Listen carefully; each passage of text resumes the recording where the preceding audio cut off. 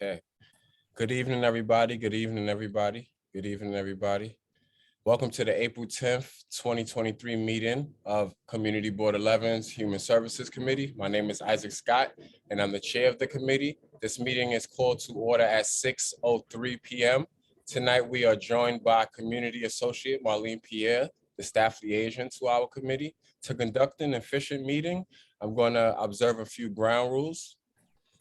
First, no one may speak until granted the floor. CB11 members, if you have a question about board business or wish to make a motion, please raise your hand through Zoom. If you click the participant icon, a participants panel should appear and you should find the raise hand function there. If you still have technical difficulties, you may click the chat icon and relay your difficulty to the staff, and we'll do our best to work it out.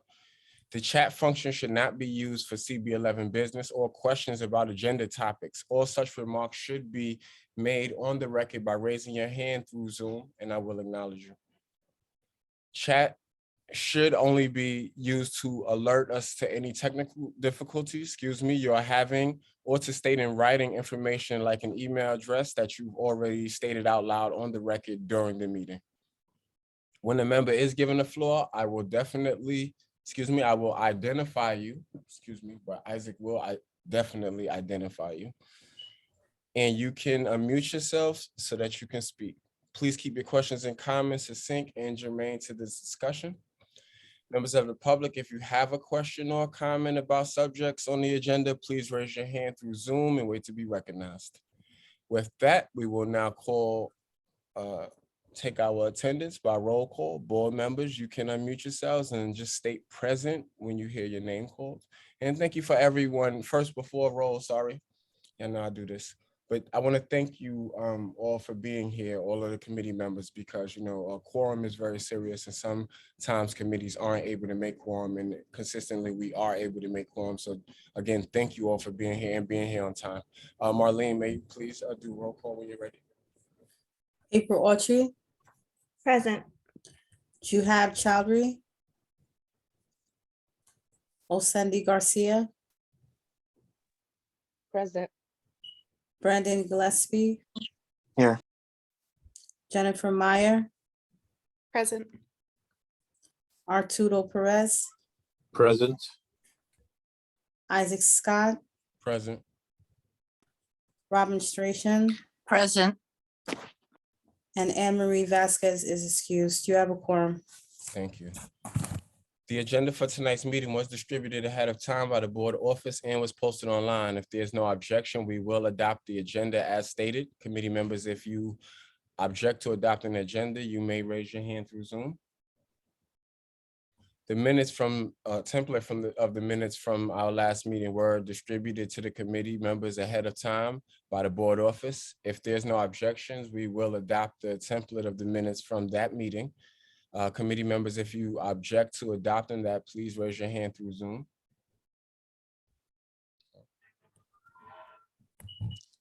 Seeing no objections, the minutes from the last meeting are adopted. They will soon be available on the CB11 website.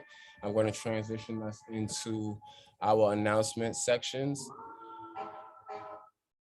We do not have a heavy meeting tonight. I'm going to do my best to ensure that we don't have a heavy meeting. We have a few updates. We have 2 presentations, and then we will try to take another bite out of this moratorium apple and see what progress we can make on today with this, with respects to what everyone might have had time to think about from our last meeting. Also, how we can enhance and just move forward with what we wanted to do. So I will do my best to keep us on time. Robin, if you will continue to bless us with your help in helping us keep time. I will do my best to keep us on time, and even our discussion at the end, we can decide on a time to keep it, and after that we'll move it. We'll keep going from there. So with that, the first announcement is Mayor Adams issued an emergency order 339, which extends the emergency declaration for 30 days through April 20th, 2023. So what that means is that through April 20th, 2023. We will be meeting via Zoom. If this order is not extended again, then we will be transitioning back into meeting in person. But so far it has been continuing to be extended. So just keeping that in mind. Yeah. Those are kind of small trees. Hi, good evening. I'm Trevor Alexander. I don't know how to can you hear me? Because I'm trying to unmute. Can you hear me? Yes. Are you trying to mute yourself? No, I understand that I was being asked to unmute myself, and so I. No. Thank you. Thank you very much. And sorry if that accidentally happened. Okay, so yes, so that was the first announcement. Mayor Adams issued that emergency executive order. We're in Zoom for the rest of April, folks. The second announcement is that the Center for Comprehensive Health Practice, CCHP, relocated to 35 East 110th Street in January. And it is hosting a ribbon cutting ceremony on Tuesday, May 2nd, 2023 at 5:30 to celebrate the opening and the relocation of its services. I'm not, Marlene, can I just pull you into this? I'm wondering, or I'm not sure if Xavier is on. I know for this, I reached back to him. Yes, Xavier is on. Xavier, is this something that the public can attend, or is this going to be limited to a certain group of people? I typically in most ribbon cuttings, thanks. And sorry, I'm traveling and dealing with severe allergies. I know I hit New York and it's bad here where I am visiting family. Typically the ribbon cuttings are invitation only. However, I'll ask if members of the public would be welcome to attend. The invitation was extended to the board. And I want to include Human Services. I've also extended out to Nilsa, where this is where the process began when she was our chair.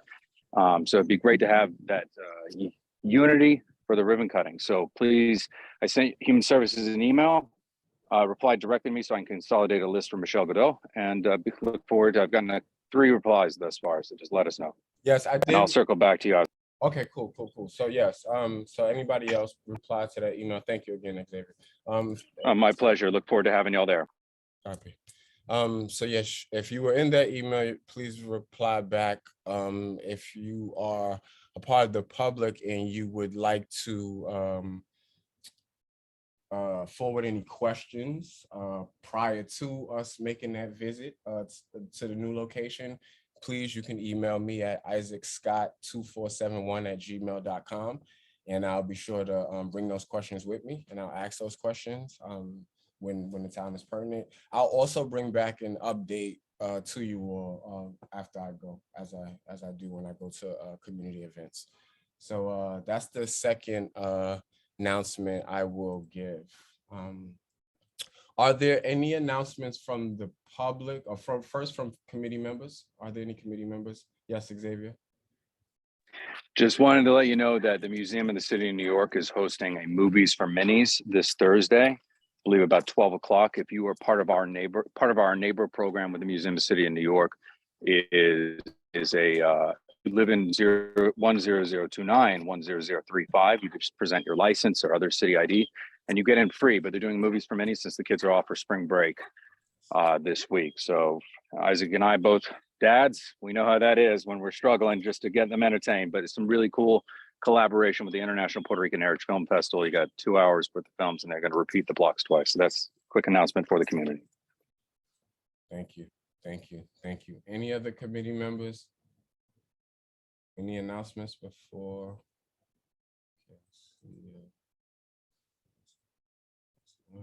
Okay, so I do see Palmer. Okay, so okay. I'm sorry. So yes, Angel. Angel, hi, yes. Hey, how are you? Hi, good evening, everyone. My name is Angel Palermo. I'm here representing the East Harlem COAG, Community Organizations Active in Disaster. I think my co-partner here, Carol Johnson's on as well. We just wanted to give a quick update and announcement. As just a reminder, we meet the third Thursday of every month from 4 to 5 virtually. We are hosting an in-person meeting this month where it will be Thursday, April 20th, 3:45 to 5 p.m. It's a CPR training provided by FDNY, and we're doing it in partnership with the East Harlem Family Enrichment Center at 72 East 111th Street, second floor. You can register on our webpage, eastharlemcoed.org. If it's appropriate, I can put the flyer in the chat. Okay, Okay, Thank in you very, very person, much. free CPR training in person. So hope, Thank you. please share the word, spread the word. Thank you. Thank you, thank you. And you guys are actually giving us some updates in a few minutes anyway, so we can Sorry about that. sure- No, you're good. You're good. It's all good. I'm glad. It's a pleasure to meet you.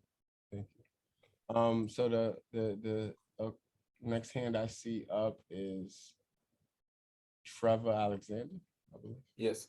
Yes, good evening. I'm Trevor Alexander from Human Resource Administration for the City of New York. Am I coming through clearly? I haven't done a Zoom in quite a while. Yes, you are. Good, very well. Anyway, again, and as an outreach specialist, my primary concentration is I take care of fathers, returning fathers from incarceration. I help fathers with child support situations, fathers and families. However, I also now promote every service that HRA offers. And the thing that concerns me in East Harlem is that City Bikes has moved in well. So I just want to announce that City Bikes is now free for anybody on that goes on Access HRA and applies for cash and is approved for cash, Medicaid, or SNAP benefits. So I just wanted to just make that little announcement because that's something that I see is underutilized and it's all over the place, taking up our parking spots. And I want to make sure they're aware of that because we've seen that in Brooklyn properly accessed by our most vulnerable populations. And I want to make sure in our East Harlem, just want to share that with you guys as a committee. And, you know, sometime we'll meet and I'll share more literature, but that's a priority to get that word out there that I'm concerned that the City Bikes is underutilized by our most vulnerable citizens that could really enjoy the transportation and the recreation. Thank you. Thank you. Thank you for that. Thank you for that announcement, for the update. Thank you very much. Joseph? Okay, yeah, so I Yes. guess this question is more towards Trevor, I'm guessing. But I'm just wondering if there's an easier or best way to get in touch with HRA. My experience as a social worker in the community, the average wait time to get Yes, that's someone miserable. has been 2 hours. Yes, it has been Um, miserable. So, you know, I'm just wondering if you're able to share your information or, you know, if you could Absolutely. provide insight, yeah, Absolutely. anyway. You can get my signature. I'm gonna try to. I'm just. I think I'm clearly invited to put my signature in the chat, which is gonna have a link to our website and my full contact, my direct HRA mobile phone, which I accept texts on. And I'm horrible with voicemail, but otherwise I'm good. You know, with my email and my text, which is how I got notification of this meeting. So I'm good. I'm just gonna figure it out, but you're gonna see my signature in there. And possibly, if I can, I'm gonna upload a copy of my business card also. Okay. And I welcome you to please, if anyone does send me an email, you're gonna get a reply from me with not just my signature, but also PDF packages of our primary literature that speaks of everything that we offer. That especially what we are fear may be underutilized by our most vulnerable. So that will be in the chat as soon as I can figure that out. Thank you very Thank much. you. You're very welcome. And Joseph, thank you for that question. Are there any other announcements? Yes. Okay, Kenneth Johnson? Yes. Thanks, Isaac. you doing? Hi, I'm doing well. How are you? Great. Hi, everyone. This is Kenneth Johnson from the Community Affairs team at the City Health Department. I just wanted to share a few updates with you all. Is this the appropriate time for? Oh, yeah, could you, yeah, so it will be in a few minutes. Okay, It will be in a okay, few so minutes. sorry No. about that. No, you're all good, you're all good. So we're All just right. doing quick announcements, anything that is just not your schedule for our informational updates, which is reoccurring monthly. These are announcements that may not, you know, folks who are just like, just giving us announcements of things that might have just come up that we don't know about. Maybe they're joining. Got maybe it. they Thanks. share stuff with it. I'll sit tight. Thank you. No problem. Thank you very much for that. Any other announcements? I want to give space because I know I'm notorious for skipping this section by accident and not allowing people to give announcements. So going once, going twice, Okay, I want to transition us now over to our informational updates. The first informational update I'm going to give on my visit to a community event. The New York City Department of Social Services, DSS, hosted a community discussion on March 29th, 2023. I'll tell you a little bit about the event, what came out of the group that I was in, and what I'm hoping maybe you all can contribute to in the next maybe minute or two, and then we'll transition to the next update. But the event was, it was, I mean, it was a good event in that it was like I feel like I just, full transparency to you all, it felt like, you know, DSS, it was you know, we made sure that we went to every community and we are hearing from people. So more in a check the box way, not in a, you know, in an insincere way, you know, but it was just like, it was too much of content that they needed to be able to absorb in nowhere near enough time, you know. So it was a 2-hour event. You know how these events go. That the first half an hour is going to people coming in. You know, the event, you know, then starts. We were broken into about 4 or 5 groups made up of different community members, and also placed with a DSS workshop or how would you call it, a breakout group facilitator. And we discussed issues related to DSS. I'm going to, just for the record, for folks who may not be familiar with all of the services and benefits that DSS covers, really quickly, I'm just going to just briefly, just bullet point read them really quick out, and then I'll share with you with some of the concerns that came out of our group, and go from there. So DSS services and benefits: 1, cash assistance, right? Career services for those who are receiving cash assistance, childcare and assistance for employed families and participants engaged in work, wellness comprehensive assessment, rehabilitation, and employment program. So that's the We Care program. You have the SNAP program, Supplemental Nutrition Assistance Program. You have the Community Food Connection, which provide funding to hundreds of emergency feeding programs citywide, including soup kitchens and food pantries. You have the Home Energy Assistance Program, HEAP, which helps low-income homeowners and renters pay bills for heating and cooling their homes, including bills for heating fuel, electricity, equipment, and repairs. You have burial assistance.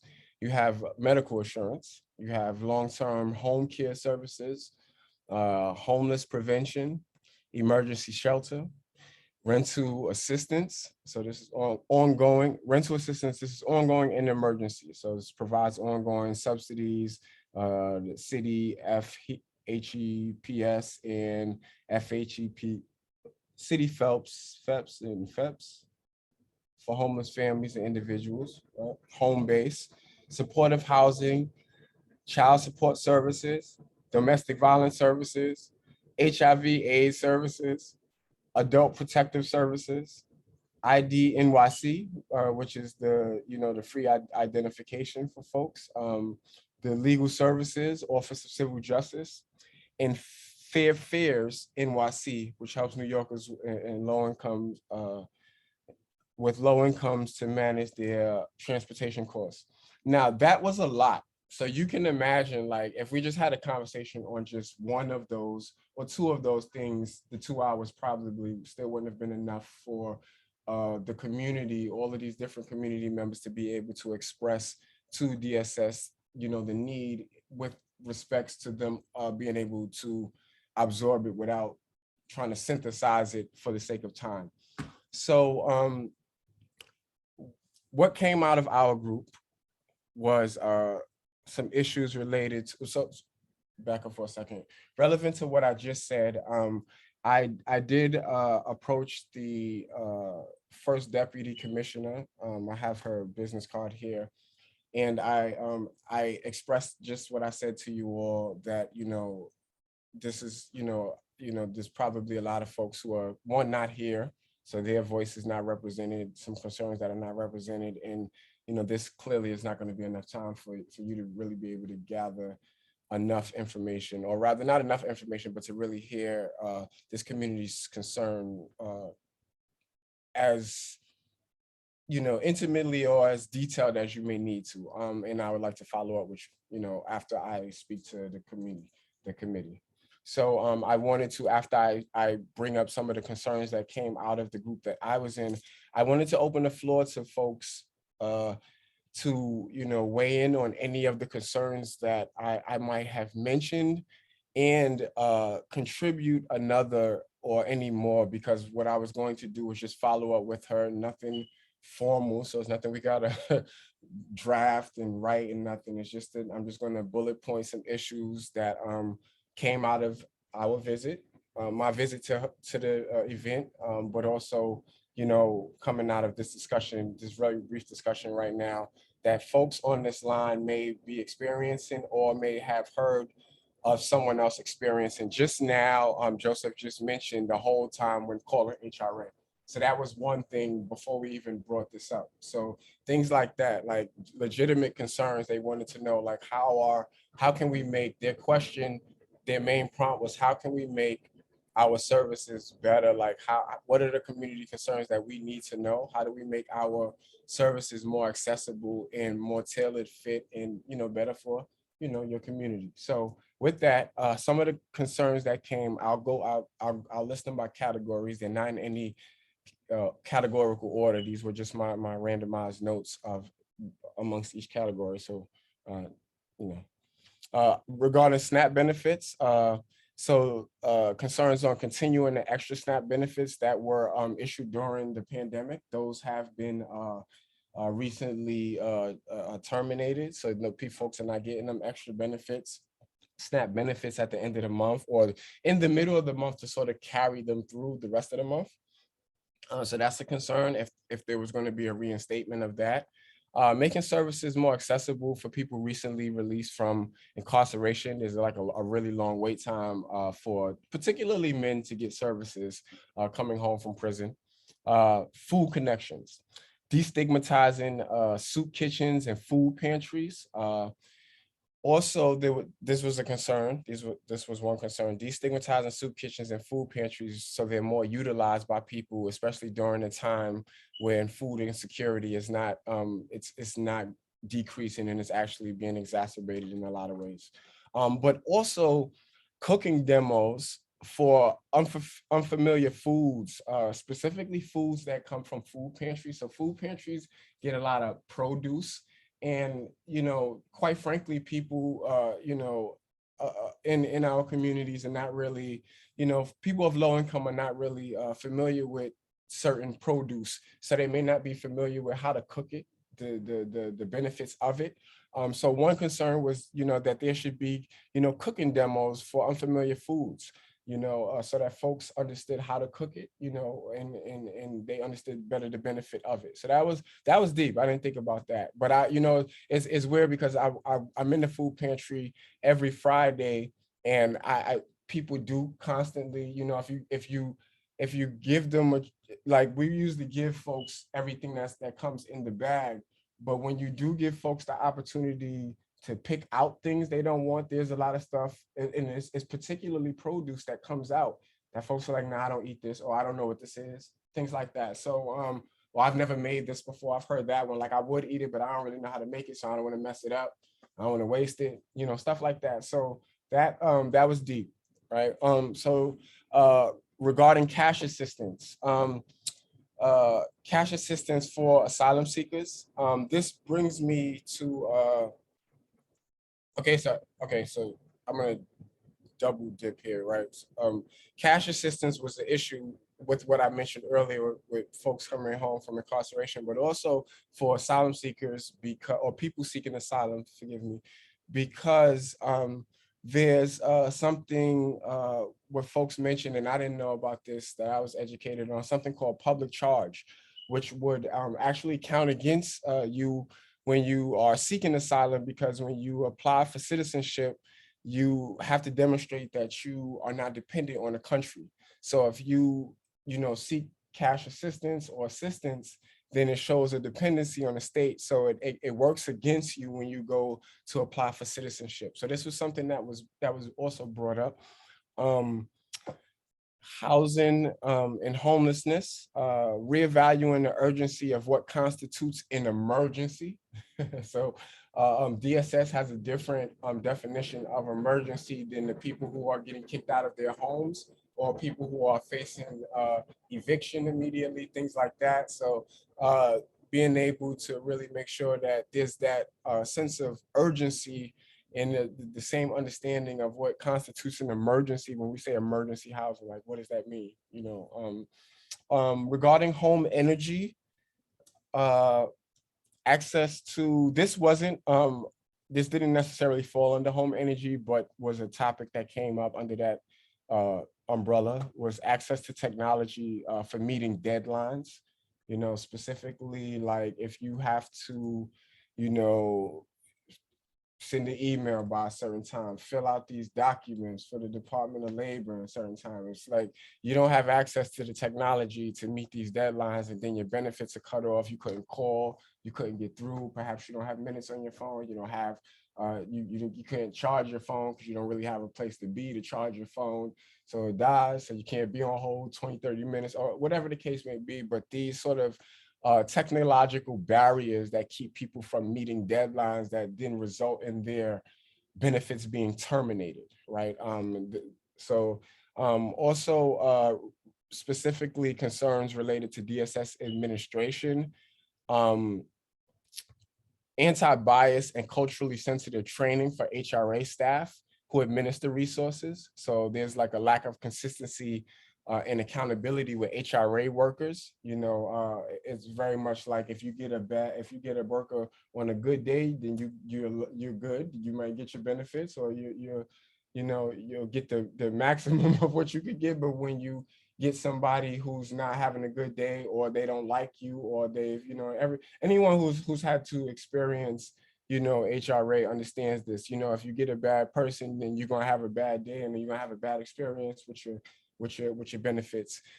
Really speaking to, you know, this was big too, that the person said that the folks who work in these positions need to be trained in crisis management, because at the point in which a person is coming to HRA for emergency benefits, they are in a crisis. So these folks who are doing this work need to be trained in crisis management so that they are, you know, very much sensitive to people when they are, you know, maybe, you know, if a person has lost their house and they're going through these things, how can you expect them to sit before you really, you know, holding their composure when they're getting to run around or they're going through this long system? So really being able to work with people when they're going through their crisis as you help them to get their benefits, right? So that was a huge concern.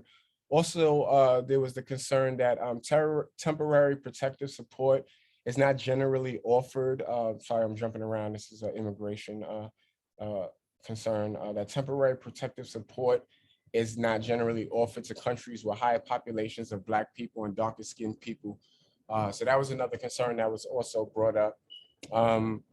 Also, and I just note down what Joseph said about the whole time when calling HRA, because I think that that's important, you know, being on hold forever, you know, and not being able to get access to people when you have questions about your benefits or things like that. So with all of that said, those were the concerns that came out of the group that I was in. After that, they gave us literally like 1 minute, every group, to breathe out what came out of our group. So y'all see how long that took me to breathe through that. So clearly the event did not allow enough space, but you know, to their defense, they did take minutes. They did their best. They did, I mean, they came and they're going to a lot of communities. And I do have the deputies' contact information, and we'll follow up. So with that, are there any concerns? Please raise your hand and I'll recognize you. Are there any other concerns that were not mentioned here that you would like to state that I can put on this document or put into this email? Can you hear me? Hello? Yeah. Raising my hand. Raise your hand. I'm Trevor Alexander, sorry, from HRA. hold on, yes, yes. Yes, I'd like you to put as a concern within the agency over my 35 years, I've asked them to make public public facing information through YouTube, because YouTube is homogeneous information that can be shared and played back and what have you. I'm trying to have them understand that not everything in printed literature is accessible to everybody. There's limited literacy out there. As a matter of fact, I'll be as transparent enough to say that over the last 24 months, a great deal has changed with my vision. So I have to jack up fonts very large. So I am now limited, literacy myself. So I encourage them. And if when it comes to the community boards, especially in our most vulnerable communities like CB11s and going on into South Bronx, if we start to ask from the public level, please, can you make YouTube videos available on per subject, what have you, just on your HRA website, because we're not putting the budget into it. The agency heads of the different divisions are asking for it, but when we hear from the community, and you ask them to please get that information on our YouTube on their YouTube channel, so things that speak about HEAP or what have you, or fair fears, or the absolute power of XSHRA, or IDNYC or city bikes and all these different things, or even adult APS, Adult Protective Service. That is fun. That is one fantastic underutilized program. These kind of things, if they just have that kind of thing, if they put into that as the public asks for it, that's going to be really something. Imagine being able to share a video with somebody. Just here, take that in. Any questions? Hit me back and let's unpack it from there. Thank you for hearing me.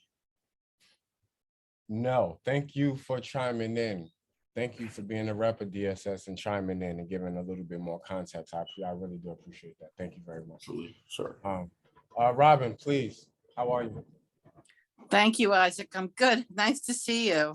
I just want to underline how damaging the lowering the SNAP benefits is to so many people. I mean, some people who are being resourceful and going to pantries, etc. But for example, we have a pet support program, and we have a lot of people returning to us for that, because they can't put food on their table and feed their pets at the same time because of the reduction in the SNAP benefits. So if there's a message to be sent back, it's really a harmful thing to do. Thank you. Thank you. And I understand why it was done, but it's like ripples throughout the whole system as a result. Thanks. Yeah. Question for Robin, please. Please. Miss Robin, it's Trevor. Yes. Do you know if that, I'm pretty sure that was a decision that came down from federal policy. Is it local? Was it a local choice to cut this? I can't really tell. I didn't do the research. I'm pretty sure it's federal, which means you got to ask the minutes or the transcript of this meeting should pass the SBI's chief of staff, so they understand that we're asking them to please put that back on the floor of the Congress to extend those benefits with federal. But I don't really know. Are you clear on that? Thank you for clarifying. I believe it is federal. Okay, good. Yeah, then we gotta shop this on SBI's office, and share that also, Thank you. Thank you for Thank you. providing that clarity for us. Thank you. Yes. That helps. Yeah. Copy. Okay. Anybody else? Any other concerns that weren't mentioned, or do you also want to underline any issue that was give some more context to an issue that was raised? Okay. Oh, Cindy. Okay. Yes, please. Thank you so much, Zach. I really appreciate it. Are you able to hear me okay? Yes. Excellent. Well, accessibility, I believe it was Joseph that mentioned earlier how long it takes to actually get a hold of someone when seeking services from HRA, and a lot of vulnerable populations that do not have access to cell phones, as we typically do, as you mentioned before. They have a lot of the people that I've serviced and a lot of people in our communities are using the Link NYC kiosks in order to communicate and in order to seek out services, certify, etc. So it may be an asset to HRA to kind of unify the services in actually providing the technology needed in order to access their services.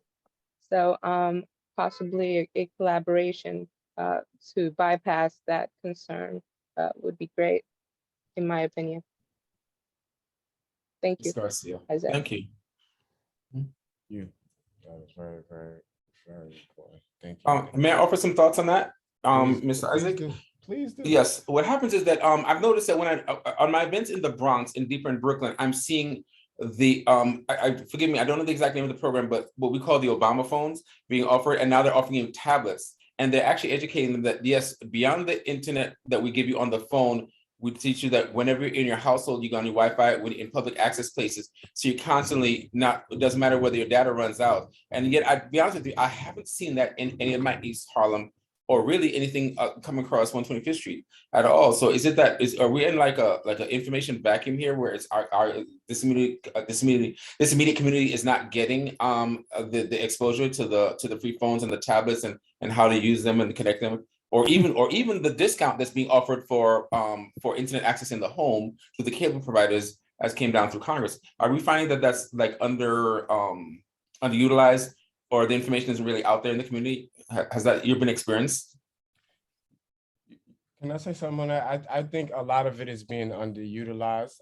I've heard a lot about, how much more now in New York, there's so much more access to free internet access in the home, but I'm sure a lot of people don't know that. Okay. So to the point of videos and different shareable content, for folks, I think that would go a very, very long way. Okay. Here's what I want to ask then, just this one thing, if you would. My email is in the link. I sent a signature with it has my email. If you be kind enough to email me, I was in a meeting literally about 2 weeks ago where they gave me a piece of paper literature, and that's not normal to the characteristic to the agency. They usually give me a PDF link that's downloadable from our website that we can share with our partners. So I asked for that, and my leadership couldn't find that, so I immediately PDF'd it on the spot. As you reach out to me, I'm going to send you that one thing that we have that speaks to the internet there, and then I'm going to pursue literature about the Obama phone program and some of the partners, because they're subcontractors that are sent to communities. And I get the feeling, again, I'm not seeing it out there. And I don't think you are either. And seeing the guys out there out with the tables out offering the phones and the tablets out there. I'm not seeing them out there on 3rd Avenue or on 1st Avenue at all. So I'm going to look at that on my end and get back to you on that. But if you email me, I'll get you the PDF that I created about the home internet discount of $50 from the federal government. Thank you. Thank you. And I do see some of them out there. So I don't want you to think they ain't out there working. Some of them out there, but I do think that the need is far greater than the laborers, so there is a need for us to, just figure out how to expand that, because not many folks are going to stop, at the table. Some will, many will, but, there's still folks who are in need and not going to, who may not be as brave, if you will. The next hand I see is Joseph. Okay, back again. I just wanted to answer a little bit Trevor's question. Personally, I'm sure lack of information about certain things is a piece of it, but I also just think the exhaustion of the existing providers in the area. I mean, I am one myself, and I can say, there's only so many which ways people can split themselves, and you're kind of even within the benefits that you're securing, you're kind of triaging, right? Like, okay, what's more important, trying to get them their home care or getting them this discount for internet, right? So it also has to do with the bandwidth of the providers themselves. And on that same vein, what I was going to say, what was missing, so I am also from the East Harlem Community Health Committee, and I'm the chair of the Older Adult Subcommittee. And something that has been a consistent theme is that a lot of the older adult centers, which are formerly known as senior centers, in East Harlem are having a lot of challenges with attendance and participation, which is concerning because that could have, funding and financial implications. So that's been a big issue. And I'm actually planning a panel next week about that topic, but I just wanted to bring that to the floor as well, because that's been a consistent theme for months now. Thank you, Joseph. I appreciate that. Thank you. Yes, thank you, Joseph. I got another. Yeah, so Cindy, please. Yeah, I apologize. I lost audio there for a while, so I wasn't able to hear the response from the HRA representative. But I was able to hear the question in regards to what is typically referred to as the Obama phone program. They have been utilized. You see people outside sharing the information about the resources. You see them along 125th Street and along other high traffic areas that are vulnerable population, typically transits, as well as I've seen them set up in housing developments within NYCHA, which is a huge improvement from what we went through prior to the pandemic, where they were not as accessible and they were not as open. The challenge is that they, in order to qualify, you require certain identification. And again, pointing out to our most vulnerable population, our homeless transient population, a lot of them don't have access to some of the documentation, for example, an ID, or they maybe not have access to a solid address at that moment. So there are certain challenges that are presented even before accessing the services that are available.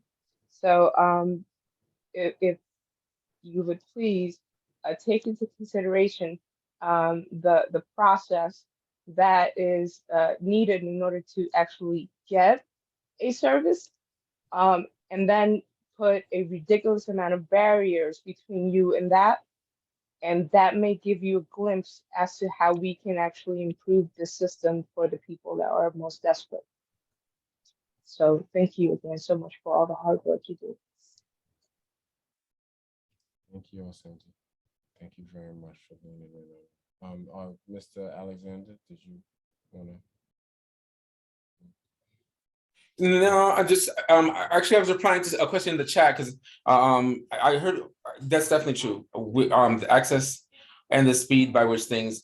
That's why, as outreach specialist, I'm going to encourage the agency, like basically anybody that comes into the, let's say, the info line. I've asked them to pass that, and it's a child support situation because that's my particular expertise.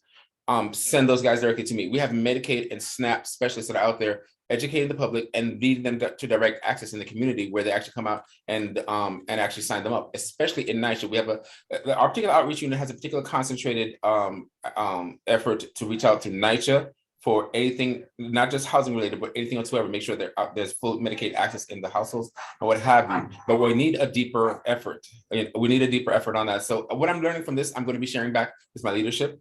So I'm just taking it in. So not everything do I have an answer for, but one of the questions that are in the chat about city bikes, I'm going into the actual website so I can copy and paste the link in and actually show that, or possibly drop a screenshot in there on how on the very screen when you apply for access HRA, they're asking you, please check your eligibility for fair fares, which then cuts the fare in half. And then also for city bikes also, which again, it's not just recreation, it's true transportation at no cost. You know, that kind of thing. So I'm taking it in, and a lot of it, what I don't have an answer to, I'm taking back to my leadership. Thank you very much, Trevor. Thank you for being present and for jumping in this with us and being a representative who can give us some context. Thank you. Cool. All right. With that, any last concerns regarding DSS? Okay. So with that, I'm going to transition us over to our next set of updates. Thank you, everyone, for weighing in here. That was perfect. And yes, we are actually having our first updates from the Department of Health and Mental Hygiene. Where's my brother? Mr. Johnson. Hi, Isaac. Thank you. Hey, how you doing? Good. Now I'm ready to go. Thank you for your patience, man. Yeah, of course. Good evening, everyone. My name is Kenneth Johnson. I'm on the Community Affairs team at the City Health Department. I just wanted to share a few updates in regards to COVID and then share some of our recent data reports and press releases from us as well. So in terms of COVID transmission, we are in a very good place right now. Community transmission remains low and has been low for the last couple months. We're seeing some of the lowest community transmission since last year around this time, or last summer, actually. This is because, people can gather safely outdoors. Of course, people getting boosted always helps. So just to give a better idea, citywide, we're looking at about a 3% positivity rate. So that's 3% of all tests are positive. When we look closer at East Harlem, we are looking at just below a 2% and 2% positivity rate for 10035. And then a 2.7 positivity rate for 10029. So both of those below or close to the city average. And then when we look at testing data, testing, is another lens that we can look through to kind of give us a better picture of the whole picture, if you will. But there's actually above average testing rates in East Harlem as well. Sometimes when you see low positivity rates, that means people aren't testing as much, but that's not the case for the neighborhood. So that's a good sign. So that means that people are testing, and that also means that a low amount of tests are coming back positive. So I'll be sharing a link to our data page for those that are interested in taking a look for themselves. And then from our press office, we recently released our 2021 sexually transmitted infections surveillance report. For those that aren't aware, we have seen an increase in STI transmission citywide. And then, now that we are shifting away from the COVID response, we are revamping our sexual health clinics with expanded services. And we will be planning some events around the city to let people know about our expanded services. So we'll absolutely keep you all in the loop about anything that's happening in the future. And then we also recently released our 2020 vital statistics report. The reason that these dates are from past years is that there's a pretty long delay in aggregating a lot of this data, and so there's usually a year or longer delay in releasing annual reports. Just in case people are confused why we're looking at 2020 specifically. So when we look at the top line or the biggest takeaway from our vital statistics report is that there was a drop of life expectancy across all demographics citywide. And then of course we saw a larger disparity for communities of color in New York City among Black and Latino New Yorkers. And so, the health department is continuing to mobilize a lot of our services to, address some of these quality of life issues that we keep seeing. And of course, we're always welcome to community feedback to help improve those services. So I'll be sharing those two reports as well. I encourage people to take a look at them. There's a lot of really interesting information there. I'll leave my email in the chat. Happy to answer any questions that anyone has. And that concludes my report. Thank you all. Thank you very much for that report. Are there any questions to the Department of Health and Mental Hygiene regarding any of these updates? I have a question. Yes, Andrea, please. Yes, thank you for the update. I just was curious, do you know if there's any effort underway to update the community health profiles? The neighborhood community health profiles? Is that are you referring to the tree neighborhoods or and there was another program, I can't think of the name right now. I'm thinking of referring to Take Care New community- York. I'm referring to the community district profiles that were done in 2018. That was the last iteration, I think. I'm just quickly Googling. I'm not super familiar. I do know, if this is the program that I'm thinking of, there was an iteration that did conclude, a few years ago, and we will be revamping it. If you don't mind coming back to me later, I'm happy to circle back and answer that question. Sounds good. Thank you. No problem. Thank you, and Jeff. Are there any other questions? If not, I'm going to transition us. Thank you very, very much, Mr. Johnson. Again, thank you for your patience and thank you for your updates. Excuse me, I'm sorry, that's Mr. Johnson from Health and Human Services, right? Do I want to make sure? From Mr. the city health department. Yes, Department of- exactly.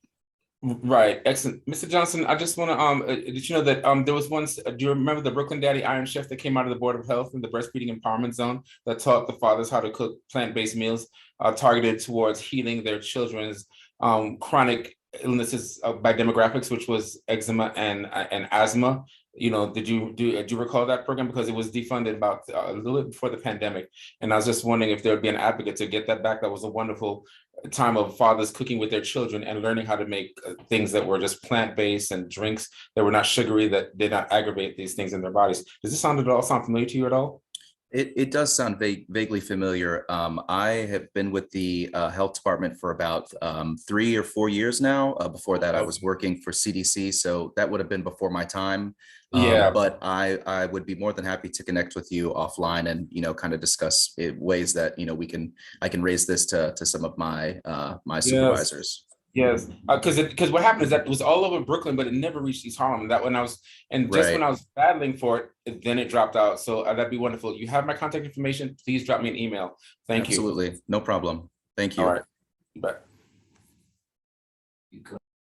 Thank you both. Thank you both. Okay, with that, I am going to transition us to our next set of updates. Thank you again, Mr. Johnson. Appreciate you. East Harlem Co-ed. How you doing, Ms. Johnson? How are you this week? Good evening, Isaac. My colleague Angel Palermo is on. Okay, is Angel giving the updates this week? Yes, or I this month? jumped the line earlier. Sorry, Isaac. Oh, no, you're good. Let's go. Let's keep it going.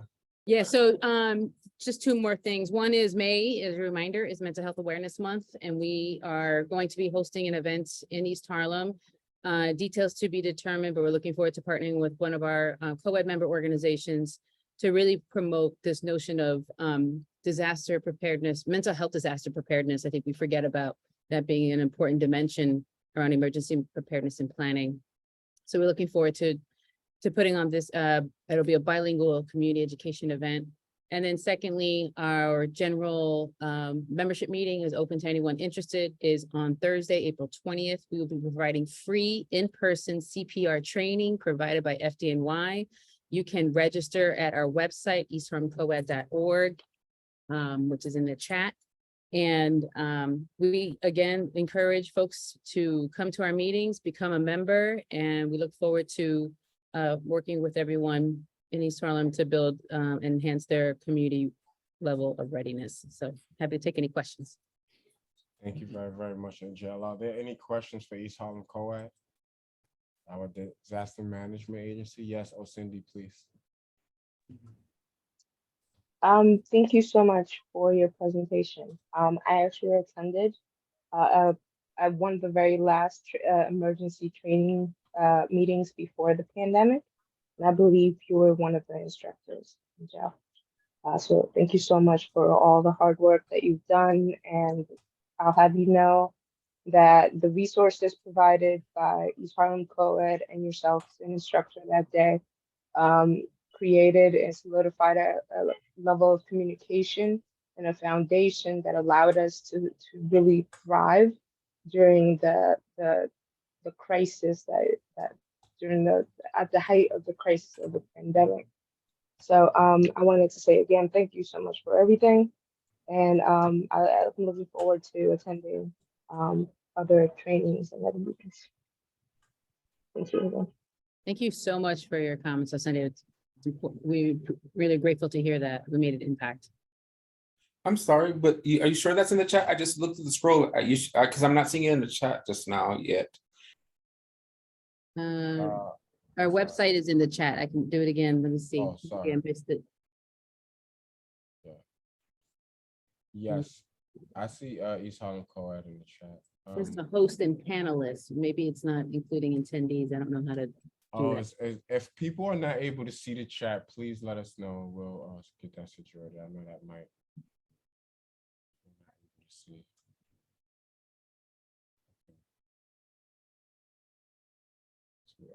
Thank you, Charles, for re-putting that back and got it. Thanks, thanks, Trevor. Was that what your hand was for? Or did you have another question for East Harlem Co-ed? Nope. Okay. Yeah. I believe Charles Clark reposted it to everyone. Yep. Okay, thanks, Charles. Appreciate it. Is that Charles from the CERT team?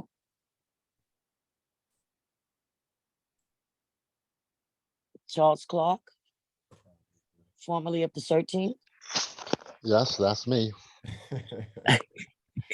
Thanks for being on and doing that for us. I'm Carol Johnson from your team. Hello, Carol. Good to hear you. It's great to have You a too. team, right? Good to have team players. Copy. Thank you, guys. Any other questions for East Harlem Co-ed? Really appreciate you all. Oh, Cindy, thank you very much for giving that detailed expression of gratitude, because it does go a long way to be empowered during a time where, you know, it's a lot going on, and it's a disaster, it's an emergency. So to be able to be equipped and enabled to help is a good thing. So thank you for sharing that out for everyone. As a testimony to the work that East Harlem Co-ed is doing. Any other questions before we transition? So I'm going to thank you very, very much, Angel. I really appreciate you, and I appreciate your enthusiasm as well. So thank you for being here, for providing the updates. And thank you to everyone from East Harlem Co-ed who is on the line right now. I'm going to transition us to our next set of, okay, so we don't have, well, actually, so our next set of updates were from Puerto Rican Neighborhood Health. I know Anne-Marie Vasquez is not here today, but Art is here. Art, were you? Art, yeah, hi, Isaac. I'll give a brief update. Thank you, man. Puerto Rican Neighborhood Health Center, of course, located at 123rd Street and 3rd Avenue. Open 6 days a week from Monday through Saturday. We also have COVID testing and vaccination site on our side entrance that's also open during the times that we're open, and no appointment is necessary. I mean, the volumes, of course, have decreased very significantly, and we are finding that the COVID positivity rates have gone down very significantly. I mean, we offer a full spectrum of primary care services. We also offer some specialty services. We have some specialty services that are going to restart. They had to stop for a while because of providers moving on. Specifically, cardiology is going to start at the end of this month, and optometry is already on board, as well as podiatry. On Wednesday, we're going to have an event at Kasabi Houses, where we've invited all the NYCHA presidents of the neighboring resident associations to meet and greet our providers and meet our board, meet some staff, and just talk about our services. We're going to have a brunch available, and then after that, we're going to have a tour of the Puerto Rican Neighborhood Health Center. Coming up this summer, we've applied for the open streets beginning in July, and we're going to have East 123rd Street open. We're going to be open every Friday on open streets, probably from about 12 to about 4 p.m., where we're going to have tabling, and all sorts of activities going on. And I think that's it for now. Thank you. Thank you very, very much, Art. Thank you very much for them updates. Are there any questions for Art regarding anything that was mentioned from Boricua Neighborhood Health Center? Yes, Crystal, is this a question? I'm sorry, Art, you was talking and my mind was a few places and not here. So you said that there's something that you all are giving, and you invited the neighboring TAs. What, can you give that information again? Yeah, on Wednesday at Kasabi Houses, we're gonna have a session with the Wednesday as in Wednesday coming? yes, this Wednesday. Uh-huh. And we've invited all the NYCHA presidents of the residents associations in the community to meet and greet our providers. It's going to be in the Kasabi Houses. Now, can you spell Kasabi, you said? Yeah, Casabe. It's on 122nd Street, East 122nd Street. CASABE. ABE. Uh-huh. What's the address again? It's on East 120. I don't have the exact address, but it's East 122nd Street between 3rd Avenue and Lexington. And what's the time? It's going to be from 10 a.m. to 1 p.m. 10 a.m. 1 p.m. Uh-huh. Okay, thanks a lot. I'm sorry, the date, I have the 10 to 1, but what is the date again? Please forgive me. The date is this Wednesday. Got it. Thank you, sir. Thank you, Art, for your patience there. Any other questions? Okay, great. So I'm gonna thank you again, Art, for providing those updates. I am going to transition us to our next set of updates. They are our updates regarding cannabis. I do not see Pilar on. So I am going to keep us moving in our agenda. Yeah. And if she does I'm not on you, right? Oh. come on, just gonna ask everyone to just stay on mute for me, please. Great. So yeah, I do not. Oh, Cindy, yes. Are you? Hey. Was that a hand for now, or is that an old hand? Oh, I think it was an old hand, but I always have something to say about cannabis if there's space. So yes, you can. If you want to hold down these updates for Pilar, that would be great. But yeah. Oh man, I wouldn't be able to hold the light Yeah. to the amount of work and yeah, ethics that Pilar brings to the table. Like, her work no is doubt. incredible. But if you do have an update, we would this would be the perfect time to give it. And if Pilar does join us and it's not too late in the discussion, then we can give her some time. But please, thank you. Absolutely. I just wanted to reshare the cannabis initiative .org information. Cannabis Workforce Initiative offers a 10-week training session on the cannabis industry. They are able to give you a breakdown on what is available, what services are needed and provided within the industry. Is extremely important to recognize the strengths of our communities and our neighbors that we can bring to this industry, not only as a flower or any shop-based business. There are a lot of opportunities available, especially educational opportunities right now. So if you have a background in cannabis and you feel comfortable creating a space where you can share that information, please do so. It is extremely important that we educate our neighbors on the challenges that we have faced with this stigma of not only cannabis use, but also its criminalization. It's also extremely important that we review other community board meetings. For example, on our executive meeting, there was a discussion on the challenges of the 1,400 or so smoke shops that are in our district. I am a huge advocate of the plant. I believe that we have an opportunity to create immense equity and strength of a foundation for our communities, that we won't get to do this again in another lifetime. Not to be dramatic or anything about it, but it is extremely important that we recognize that some of the regulations that are in place will in fact lead to our communities being further criminalized. So as we continue to have this debate, as we continue to get information, as we continue to see studies, please be mindful of the stigma and the challenges and the work that has been done just to get this information to your table.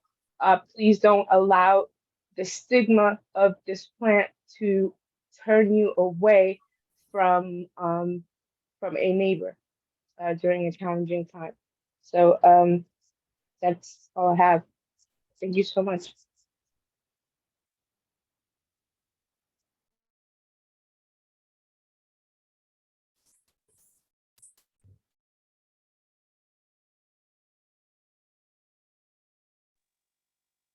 I believe you're muted. Oh, sorry. I'm sorry. Thank you very much, Cindy, for giving that update. I'm not going to entertain any questions because you weren't technically giving an update. You were just sharing space with us for some stuff. I want to keep us pushing for the sake of time. It's 7:10. I want to get us into our first presentation. We have an informational presentation regarding the results from the East Harlem Older Adults COVID-19 Needs Assessment Study from Mr. Joseph DiMedero. Okay, doke. Am I able to share my screen? I believe you are. Okay. Okay, can people see my screen? Yes. Okay, doke. Okay. Yeah, so just to share a little background about this in this slide. So back in 2021, there was an event where we had various stakeholders involved, including Department for Aging. And essentially we identified during that time that there was not any localized data on how COVID-19 was impacting older adults, specifically in East Harlem. And as the East Harlem Community Health Committee, we are invested in finding localized information and how to address things on a hyper-local level. So considering there was no data, we decided to do our own research and try to get it ourselves. But before we go into that, just want to go into a little bit background about why this is important. We may be on the same page about this, but historically disadvantaged communities are disproportionately impacted by emergencies. The primary one is urban heat island effect. And according to the US Environmental Protection Agency, it can increase energy costs, air pollution levels, and heat-related illness and mortality. And there was one study that shared that one block on First Avenue in East Harlem was 31 degrees hotter than a block on West 94th Street on the Upper West Side. So even though they're in the same city, because of the infrastructure, it was hotter in East Harlem than it was on the Upper West Side. Another one is flood risk. According to the nonprofit First Street Foundation, there are 819 properties in East Harlem that have greater than a 26% chance of being severely affected by flooding over the next 30 years. And this represents a third of all properties in East Harlem. And of course, our friend COVID-19. In May of 2020, East Harlem had the highest COVID-19 transmission rate and death rates in Manhattan. So you can already see, without even going into the research, how East Harlem in particular is disproportionately impacted. And of course, within the intersection, it's further exacerbated because older adults also experience disproportionate impact from emergencies. One good example is Hurricane Sandy. And one study shared that hospitalizations for older adults 80 plus doubled. And another shared that older adults with greater hurricane exposure had PTSD, anxiety, and stress symptoms. And of course, with COVID-19, there were elevated vulnerabilities for older adults, including mortality, morbidity, isolation, anxiety, and disruption of services, right? So the point being that East Harlem as a community in general is disproportionately impacted by emergencies, and older adults as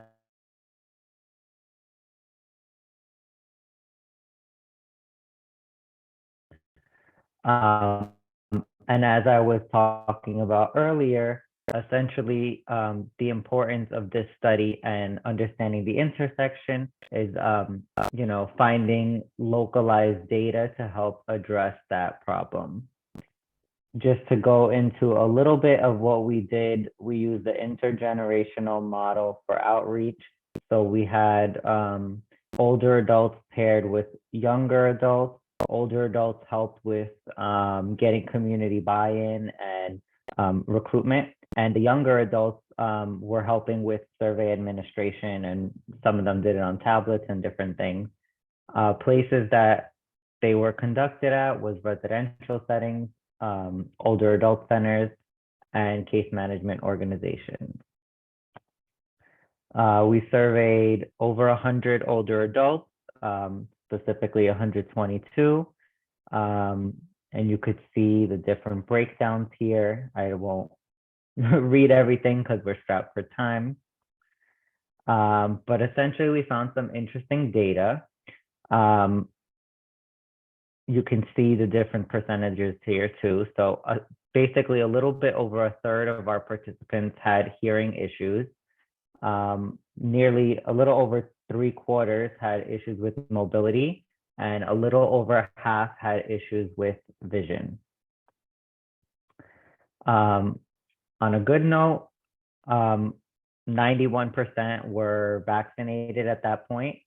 I think, again, it's because a lot of these areas where we were surveying were areas that were connected to services. So of course, always the big challenge with doing research is how do you get the most vulnerable people, right? But those are the people that are not easily accessible, right? Because they're not connected to existing services. So it's like the double-edged sword of that.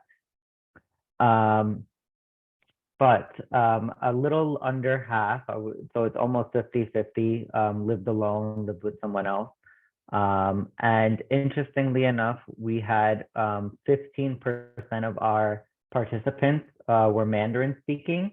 Well, I shouldn't say interestingly enough. We had intentional outreach to the Asian population in East Harlem because we understood that that's a growing subgroup in the community. So we had 15% who spoke Mandarin.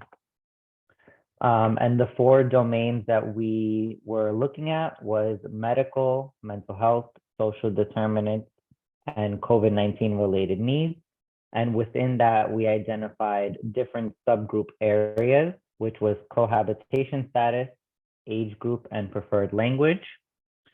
Let's go to the next thing. So for medical and mental health, you could see the different statistics here. But one thing that I wanted to highlight was here, which is basically about 85% of those unable to get mental health treatment reporting never having had a mental health diagnosis in the past. So what that is interesting and what that tells us is that people who did not have already existing mental health issues perhaps were now getting them and were not able to access treatment. So that was something that was pretty interesting. About a third said they were unable to access medical care. A third had challenges getting prescriptions. So there's some interesting things there. A little under half had difficulties getting PPE. About a quarter had difficulty getting food. A quarter had difficulty finding COVID-19 information.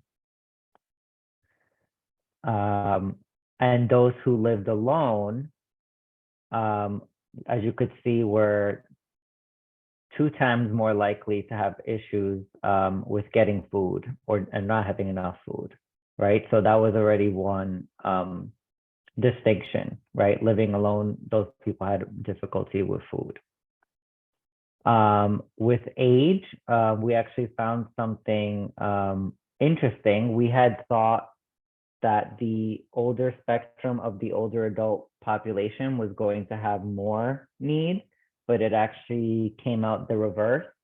And part of the reason we think that is because a lot of those services, if you think about it, the lower cohort of the spectrum were more likely to be older adult center participants versus those who are on the older side who were receiving in-home services.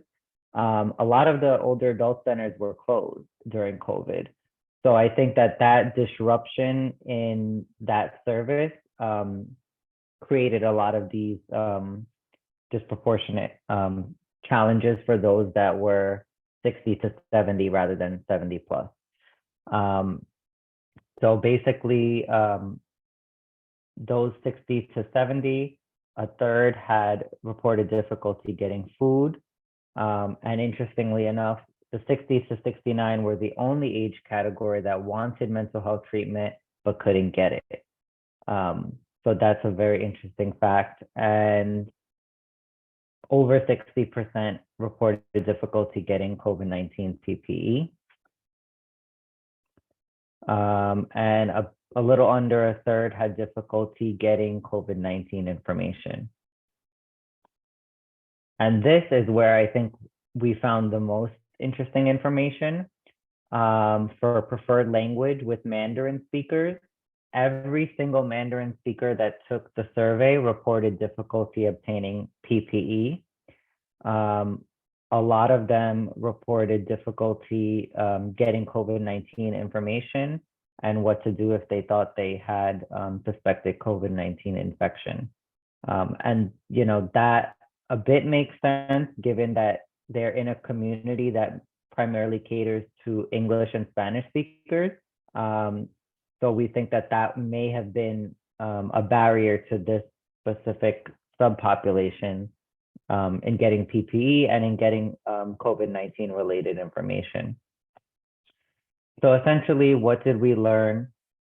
We did have some limitations, right? As mentioning before, it's always the challenge of how do you reach the most vulnerable population, right? So we were using generally people who were already connected to the services as a sample. So that's, I would say, a limitation. But we still did learn some interesting things. Primarily that nearly a year into the pandemic, there were still needs, particularly for those who were living alone, ages 60 to 69, and for the Mandarin speaking population. And of course, further research can help best identify these interventions and hopefully help us learn from these mistakes for future emergency situations. that is the end. You right on point, Joseph. Thank you. Thank you I very made sure much. to be snappy. You was right on point. You was reading my mind. I do have a question about the 85% of people represented under who said that they were not able to access mental health but had not had a diagnosis in the past. I guess I was wondering, one, what was constituted under mental health as it pertains to what you were measuring. The other question was when they said they weren't able to access support, was that clinical and social support? Like what type of support were they trying to seek? As a question I had. And then regarding the 60 to 69-year-old, sorry, was that what We they might have were- to go one question at a time. Cool. I just need to, sometimes I need to brain dump so it comes out and then we can Yeah, go back. because I already But, forgot. I got you. I just want to make sure I didn't forget it. But the third one was the 60 to 69-year-olds. Was that the 85% group that you were talking about? So the first question was, what's constituted as mental health as described in your study? I believe, and I would have to go back and look at it, but I believe it was since it was a survey, right? They would self-identify. Okay. So they were able to use their own discretion, what constitutes mental health for them and what doesn't. So interesting when you say diagnosis, right? Because they're self-identifying that themselves too. So yeah. With respects to that, then was there an option for them to describe the type of support they were denied, or was it just like, were you able to access support, yes or no kind of thing? I actually don't remember since this survey was done in 2021. I think it was left more general, just asking if you were having trouble accessing certain things. Yeah, it was challenging because we were doing a general needs assessment and we already felt like the survey was so long. But that's why I think further research might be helpful, or might, I'm sure even 3 years into where we are now, right? There's still going to be disparities in needs. I mean, basically the whole first hour and a half we've been here, that's what we've been talking about. Yeah. The like reverberating effects of COVID-19, right? Or how it exacerbated, existing issues. And what was your last question? Was the 60 to 69-year-old that demographic who said, I believe they listed not being able to access services? Was that correct? Was that the group of this? Yeah. Were they the 85% that we were talking about? This demographic? Yes. Okay. Cool. Yeah, it would be it's tricky when you're doing a needs assessment. It's a tricky when you're doing a survey period, because the attention span of people, especially during a crisis, is like nobody wants to fill out a survey, so it's hard to make it really detailed, but it is sometimes you lose information when you're not able to sift through the differences. But I think like you said, follow-up studies can track data and the impact. But I think what you presented was good, and thank you for doing the research, one, in East Harlem. We need research being done in the community, so I'm more than happy to lend any support in any way in helping to continue to present data from what you've already conducted, the study you've already conducted, but also thinking about future studies with respects to the long-term impact of COVID, that 5 to 7 year study, because we're itching up on that. So, Yeah, I mean, as much as I guess, the community board could help with identifying places to continue to present the research, because I think it's important that it's accessible to the community, that it's not, stuck behind a paywall or something like that, right? I think a big piece of what we stand for as a group is making sure the information is accessible, particularly to the people that live in the community, right?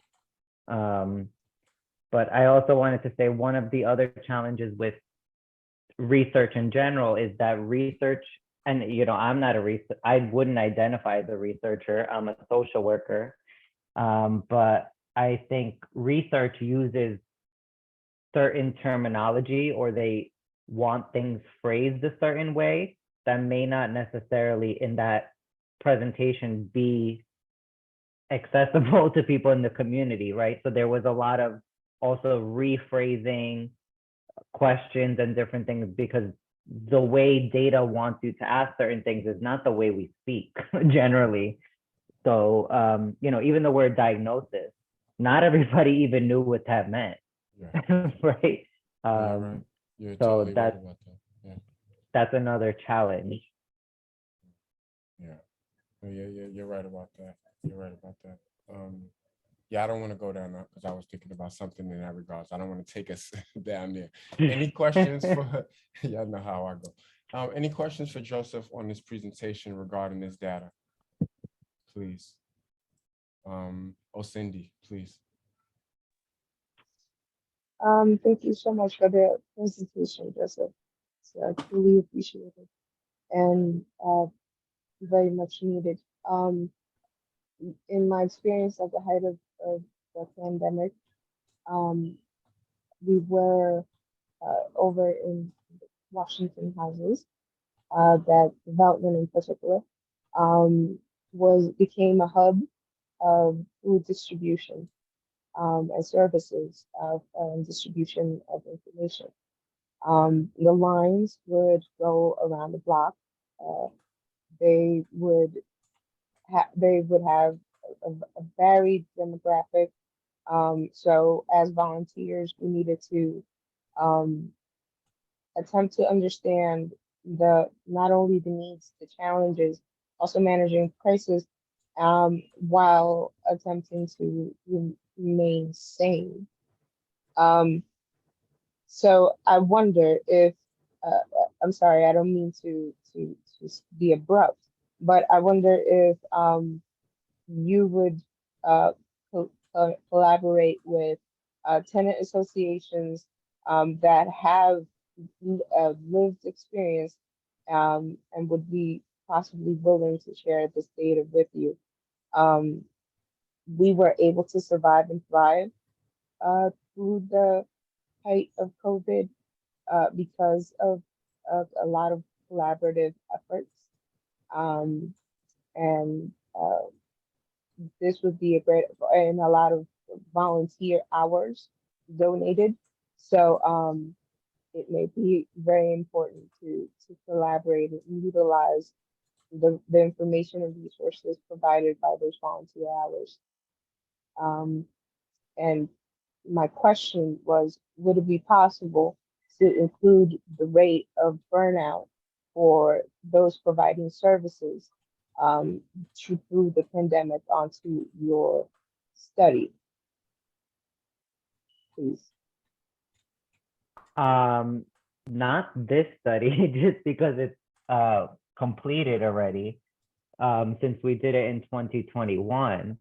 But that's something that certainly could be included in future research, right? If we're trying to do a comparison from 2021 to now, almost certain that some of the same challenges exist. I'm sure the Mandarin population, for example, in East Harlem, didn't have a miraculous change in their circumstance, even, when we did that. So I think, there has been discussions about continuing the research, but what would be the focus and what would that look like? Because this is just like a needs assessment study. So there's possibilities, basically. That was like a roundabout answer, but I could put my email in the chat. I would really appreciate it. Thank you so much. Yes, thank you very, very much, Joseph. Robin, please. Thanks so much, Isaac. Joe, this was phenomenal information. So I'm so grateful for all the efforts that are bringing it to light. And I'm sure that our electeds will really hit them hard too. And Osendi, based on your thoughts, I know that most every single NYCHA community did something different than the other. So we might encourage our council member or any of the electeds to pick up the pieces of this and take it that step further, to see what other groups of people in our community did in order to survive. I think we could all learn from that. Lastly, we have the, in terms of sharing information with the community, I think a great opportunity to do just that might be at the Power of Aging Well fair in September.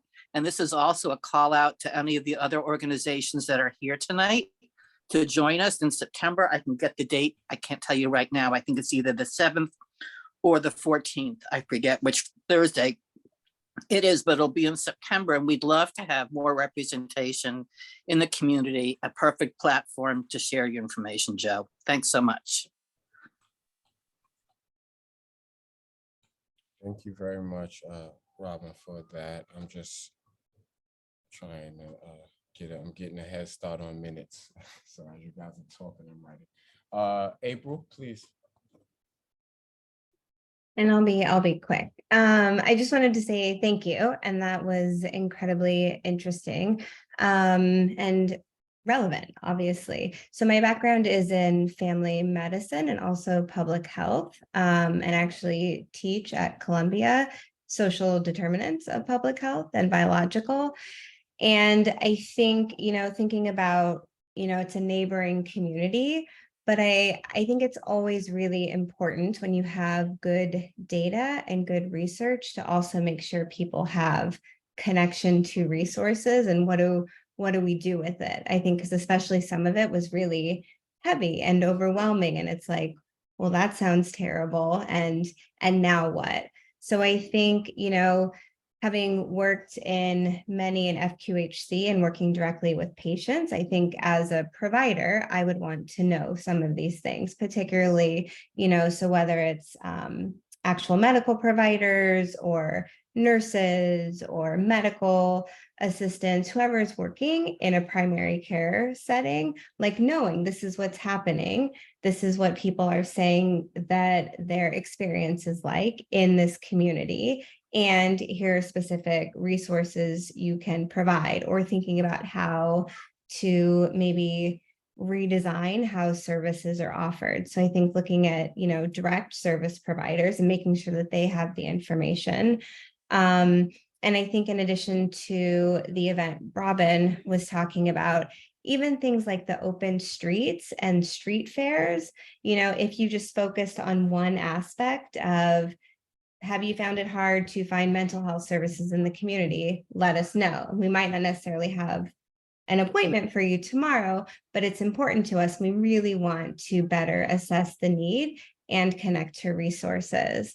And then the last thing, another way that I think can be helpful to kind of recruit or bring in those really vulnerable people that maybe aren't connected to services when thinking about future research opportunities is two things. One, doing like a referral bonus or a referral opportunity. So you connect with that person who's connected with services, and then you say, if you can bring us 3 people that live in your building or that friends that then you get, I don't know, a t-shirt or whatever it is. But there's some sort of referral incentive for bringing in people that they know. Because then there's also that personal connection of the person who's already done and been involved in the research and then is bringing in someone.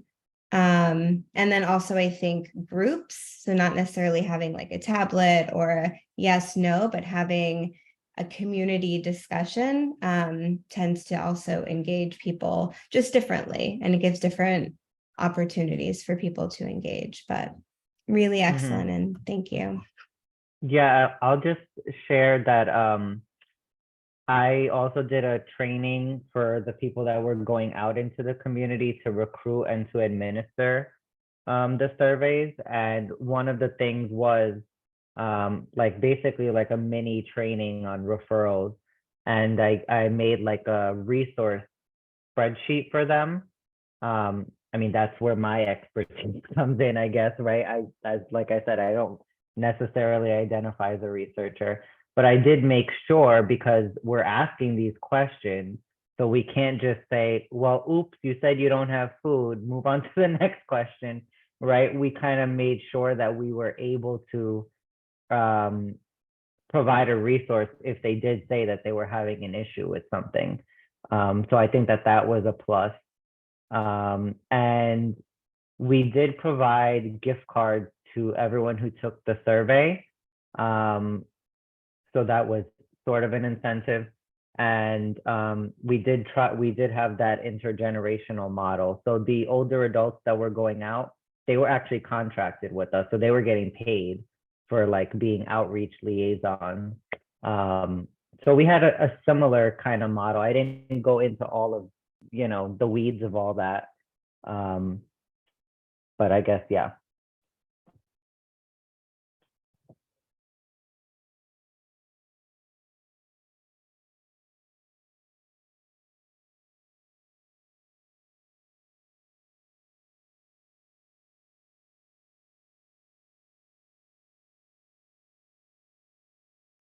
You're muted, Isaac.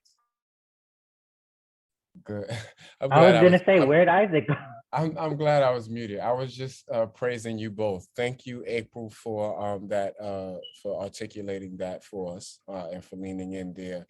And thank you, Joseph, for sharing some of your strategies that you have taken. This is very helpful. Very helpful. Can I take a last question for Joseph, please? If not, I will keep us moving. Okay, with that, thank you, Joseph, very, very much for joining us this month. We really appreciate you. And we look forward to continue working with you to build out. So personally, like this is really, in my head, the wheels are going, because we need to, and I say this a lot, and this is also from my background at Columbia in undergrad, that, you know, we need to be producing research, and we need to be also connecting it to, you know, the work that's being done in the community. So I love what you say, April, about making sure that the people doing the work in the community have access to this information as well.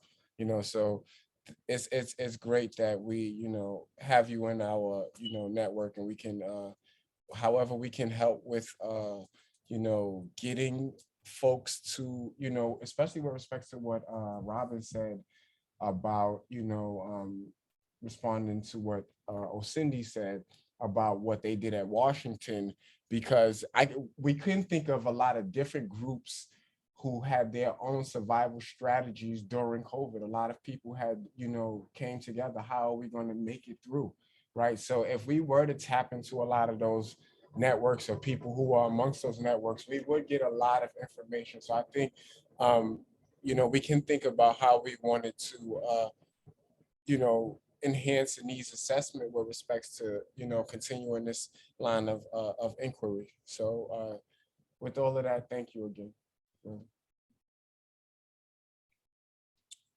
All right, so I'm going to transition us now to our next presentation. Antonika, thank you for your patience. You was like the second person on the call, and I appreciate you just humbly just waiting to be able to present. We are now going to get a presentation from the Mental Health Initiative through the Connect program at Housing Works.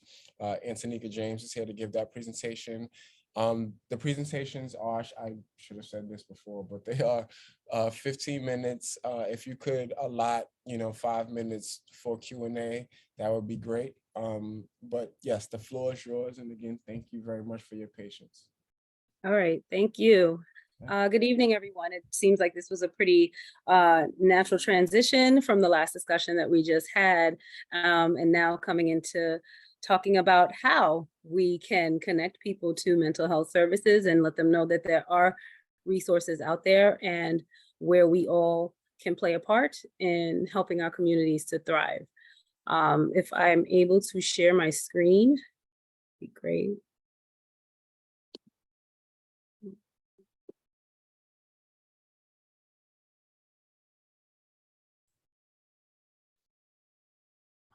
Do you believe- yes, okay. Alright. Oops, let me go back. All right, so the Connect program, I'm the community liaison. My name is Antonika James, and I am operating out of Housing Works. So the Connect program is one of the new mental health initiatives that has come out of the pandemic, actually. It is a demonstrative project that is being shared throughout several of the boroughs, including the Bronx, Brooklyn, and in Manhattan. So I'm representing the site over at Housing Works, where we house two different Connect programs, one in Harlem and the other is in East New York. So what is Connect? We are the continuous engagement between community and, excuse me, clinical treatment. So the word Connect is an actual acronym. It is a community-based program that is expanding the capacity of an existing licensed OMH clinic that operates out of Housing Works. These programs are being utilized to engage around the clinic surrounding community members in the development and design of other enhanced services. We're looking at ways to educate, provide intervention, and to connect community members with services that they really need and resources that are important. This new model of mental health treatment was done in a collaboration with the Department of Mental Health, the Department of Health and Mental Health Services. We're trying to look at mental health, right, on a more holistic level and realize that there are many New Yorkers that have been struggling with mental health way before the pandemic. And so since the pandemic, we also have observed that a lot of people have also been undiagnosed or misdiagnosed, who have been experiencing these different serious mental health challenges, and want to make sure that we're reaching those community members. And so the issues and concerns that came up during our needs assessment, so we also did a needs assessment back in 2021. And so some of the concerns that came out of that were elevated mental health needs across New York City. So things that have been identified as a result of our surveys was that things were exacerbated even more so post-pandemic, and community members expressed an increase in their anxiety and depression and overwhelming fears and their overall health. There are concerns about particular neighborhoods and what was going on in the neighborhoods during the pandemic, and how people were, how community members were able to move forward, and also to feel as though they had more to do in that regards. Those severely impacted by housing instability, unaddressed behavioral concerns, and especially traumas. There are a lot of things that in our communities that are traumas that people have never been given the opportunity or option to address these traumas. It's just been, you've been doing all of this work, you have to push through, you have to make sure that, the family is fed, you have to make sure kids are getting to school. And so a lot of people's priorities with their own health was declined, and that impacts your mental health in your state as well. These are traumatic events that impact how people are able to, how people's behavior is then also what's presented to the public, to themselves, and to their families. And so we're trying to make sure that we're able to address that and focus on how to break down those roadblocks and the barriers that people in the community need in order to heal, especially. One of the other targeted concerns that came out of the needs assessment was to really make sure that we find ways to alleviate the traumas that have also impacted those who have been part of the criminal justice system, and finding ways to allow them to reacclimate and contribute to society in a more positive way, which we know can be done. So why East New York and why Harlem? You know, race definitely plays a huge role in this. 86% of the ethnic population of Harlem is comprised of Black and Hispanic residents, as we saw in the previous presentation. That also now includes the Asian population. And so based on the data that we were able to find through the comptroller's office, you know, it shows that unemployment rates are about twice as high for Black, Latino, and Asian people that live in our communities more than the whites that live in these communities.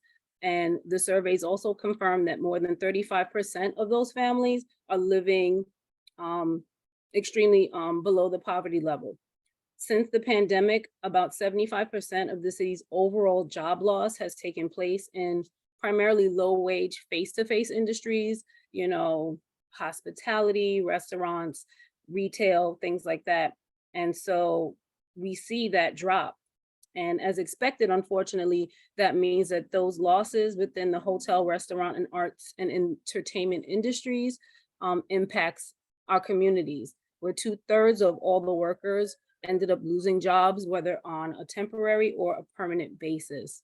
So we see that there are these high unemployment levels.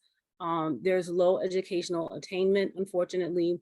There end up being these geographic and transportation barriers for those who, where we know a lot of the jobs are in the downtown parts of Manhattan or in other boroughs where people have to travel in order to get to and from work. Again, all of this impacts someone's mental capabilities and increases the barriers that that just put people in a position where they have to choose between their health and continuing to live. Homelessness and housing instability also is a huge barrier to what's happening to folks. And so we're looking at ways that we can address this. We are providing a service to folks, and I'll get into that within the next slide.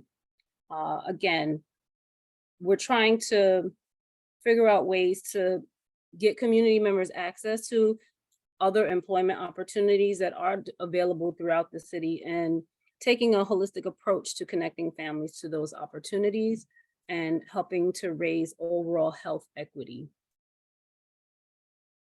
So what does Connect actually do? So, you know, Connected, we're aiming to be responsive to individual and community level needs. So beyond what we may traditionally think of as mental health care, is something that we're trying to shade the stigma of.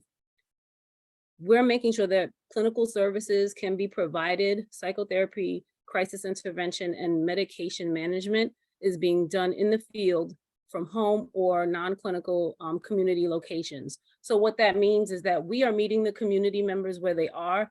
And so services are being provided by therapists and case managers off-site. And if people need to speak to a therapist, if they need to work with a case manager on getting support services, in addition to other services that they may be receiving from other places, these services are being offered through the Connect program completely free of charge. So you're able to access a therapist if you are now not able to leave your home because you're afraid or there's some anxiety in regards to people leaving their homes, or if you don't feel like riding the subway anymore because you're again sort of anxiety ridden about using public transportation in some capacity. We're working to make sure that we're able to meet you where you are. So if that means coming to your home, if that means meeting you at the library, at the local Starbucks, at McDonald's, that is where the therapist will be able to have a session with you, or even in the parks. So we're utilizing these different community spaces, and we're reaching out to other organizations that also have space to see if they're open to allowing us to hold space there in order to provide that service. So if you want to come to the clinic, that is also an option as well. to come to our clinic. However, if that is done, then you will need to utilize your insurance for that. But using the services offsite is going to be completely free of charge. So some of the other non-clinical services that we're providing include outreach, case management, and again, that's done offsite or onsite. The other third piece of the Connect program is the community engagement leg, which is primarily where I come in. So that involves working with the community. So attending meetings like this, coming to library organizations, other nonprofit partners, and figuring out a way to inform the public about the clinical and non-clinical service delivery and design, and also have them contribute to how we should be focusing a little bit more on some projects more so than others. So we want to hear from the community what it is that we should be doing and what should be incorporated in the design of our community engagement. And so what that could entail is tabling. We're open to tabling at local libraries, at resident tenant meetings. We're open to doing open streets. We're happy to hear about all of the things that are coming up for the spring. Right now, we actually table under the Metro North on 125th Street on every other Wednesday when the Grow NYC Fresh Box station is open and available. We're out there and we're tabling, and we're also letting the public know about our program, but we're also distributing a community survey to get a pulse from members to understand from the community, again, what is it that they need? Do they think that there are some other things that we should be incorporating in our program and in our engagement? So we're also working on developing focus and support groups within some of the community organizations that we're partnering with. We attend advisory board committee meetings.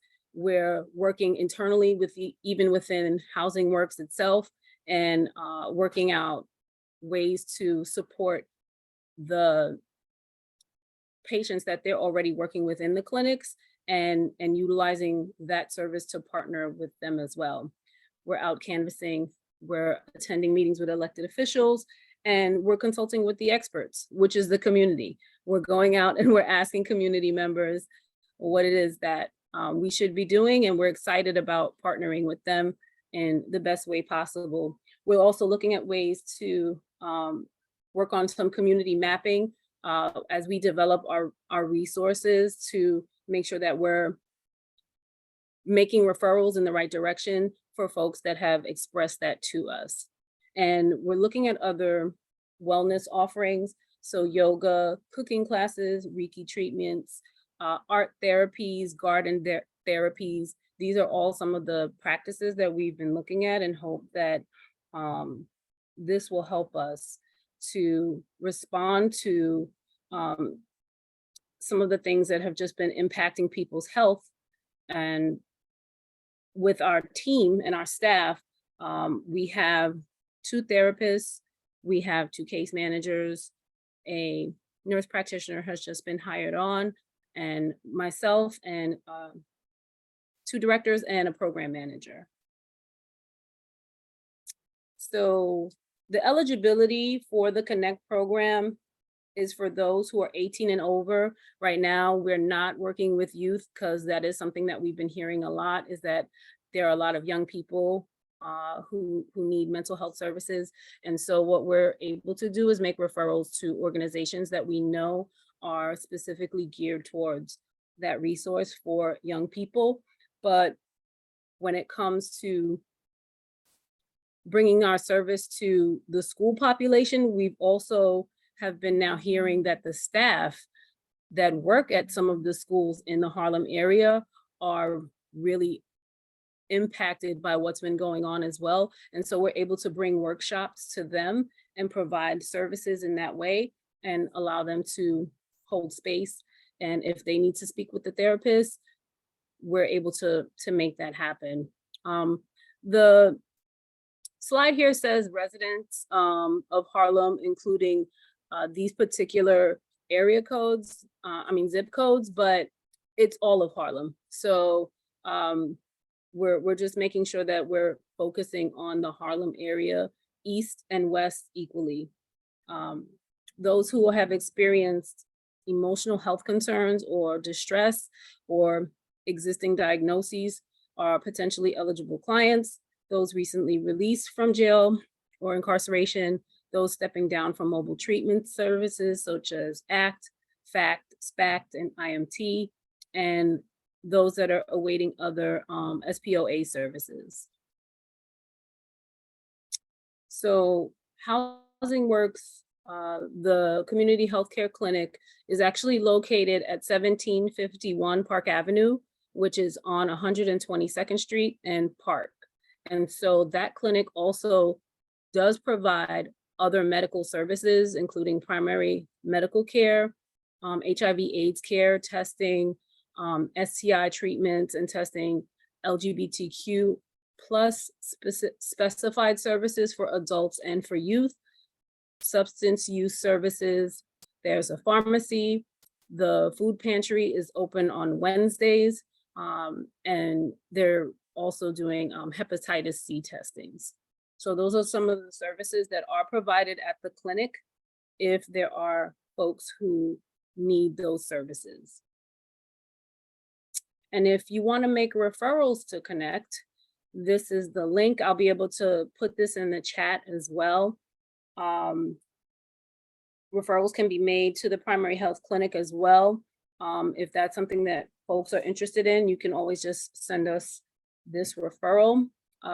There's also an additional form that goes along with this if you want to make referrals or make a request for the Connect team to come out and do presentations like this. Again, just to highlight what it is that we've been hearing from the community is needed.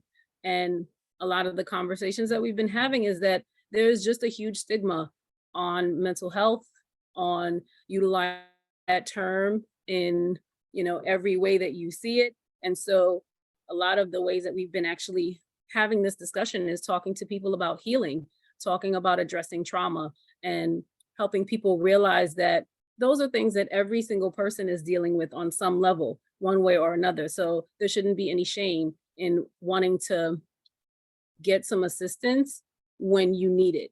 And that's what we're trying to make sure that we're breaking down the walls of, is for people to realize that when it's time to reach out, that there are people who are there who want to help and who can help.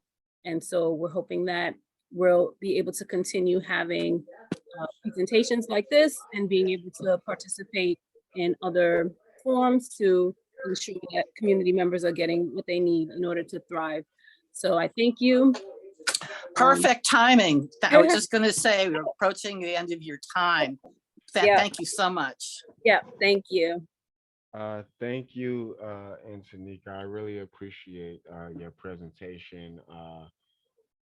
I had the opportunity, so I'm one of the program directors at Another Choice Youth and Family Outreach on 116th Street in Madison, and we had the opportunity to host a graduation ceremony for some of the participants, working with Ileana Figueroa from the, I think she's the internship supervisor in the Justice Initiatives Department. But we got to hear some of the participants, you know, just share how much of a resource the program was for them. So thank you again for sharing all of that. I don't have any particular questions. I do want to just I want to let you know that I'm going to reach out to you regarding maybe some of the events we're doing at the church on 116th Street. It would be great if you could table or be present. You know, there's so much. Yeah, we've been the population. We're right on 116th in Madison, so Yeah, we're right down the block. you already know what's happening there. So yeah, so it would be really good to just have you present more, just sharing that information. We're really we're building out the solution center there, and we really want to make sure that folks are able to access that information. So maybe even if you want to leave some flyers or anything in the vestibule with us Absolutely. But yeah, we should talk about that. Yeah, thank you. Yeah, we've been trying to also reach out to the clergy community, because again, we realize that we're gonna need for them to be partners in this, and we're gonna need for them to be the stakeholders that they are, and addressing, again, some things that over the years and as a people, we have just been conditioned to believe are just ways we're supposed to push through. And we realize now that that overwhelming, sort of practice is just not sustainable. And it's unfortunately be something generational that has been passed down, and is something that is impacting everyone's health. Absolutely. Yeah, and the church has played a nasty role in that as well. We won't ignore that, so Right. a lot of it is fixing that as well, because it's supposed to be a safe space. So yes, I'm glad that you said that, because that's a perfect setup for where we're going with our next conversation. But are there any questions for Ms. James before we transition? This is a wonderful presentation on the Connect program where housing works. Are there any questions? Oh, Lord. Ms. James, thank you very, very much Thank for your you. presentation. We really appreciate you coming through, sharing this information. If you have not already, could you just please put your information in the chat for us, and we I'll put it will. in again. Yeah. Okay, great. Crystal, is that a hand, or are you? I lost the page for a minute there. I wanted to say that I got an email today that NYCHA, New York City Housing Authority, is going to be giving training. They're going to have workshops for the family days. As you may know, and you may not know, people who live in NYCHA projects, and the family days is usually the little parties they have in the summertime with the grills going and what have you. What makes this so important is that, to my knowledge, because I was a TA president one time, and I found out about TPA funds and stuff like through a Hummer. They don't come and present you with all this information. I found out through a woman from Share for Life, a consultant. She's a consultant about TPA funds, and that's the money that's used for family days. But the reason why I'm bringing this up to Ms. James is that when they do have the family days, you could probably set your tables up. I don't know if anyone will try to reach out to Housing Works, if any of these TAs even know about y'all. So that's what's making me bring it up. I got the email and I said to myself, oh snap, they're giving training. They're going to have these trainings starting next Monday. I think it's going to be like 7 of them all together. It's through resident engagement and participation. So this is very important information, because they've never had, NYCHA has never given this type of information like this. And so I thought that was interesting. Yeah. I grew up in NYCHA housing on the Lower East Side, so I absolutely know what you're talking about. I spent quite a lot of time in Harlem growing up, and so I am more than familiar with that. And I agree with you. It's about time that that training is real. Yeah. The fact that they're giving this training is very interesting, because resident engagement, as they work with the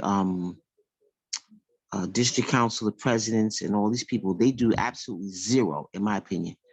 They're getting away with murder, actually. And so for them to give this training now, I guess, they got a whole new group of people now. They're constantly changing their name and what have you. So that's probably why they're doing this. So I thought that would be interesting. The other piece, I'm gonna be real quick, brother, I'm sorry.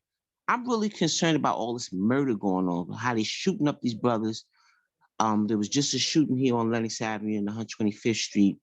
I don't understand, if they know these smoke shops, some of them are illegal. The city council has already talked about that.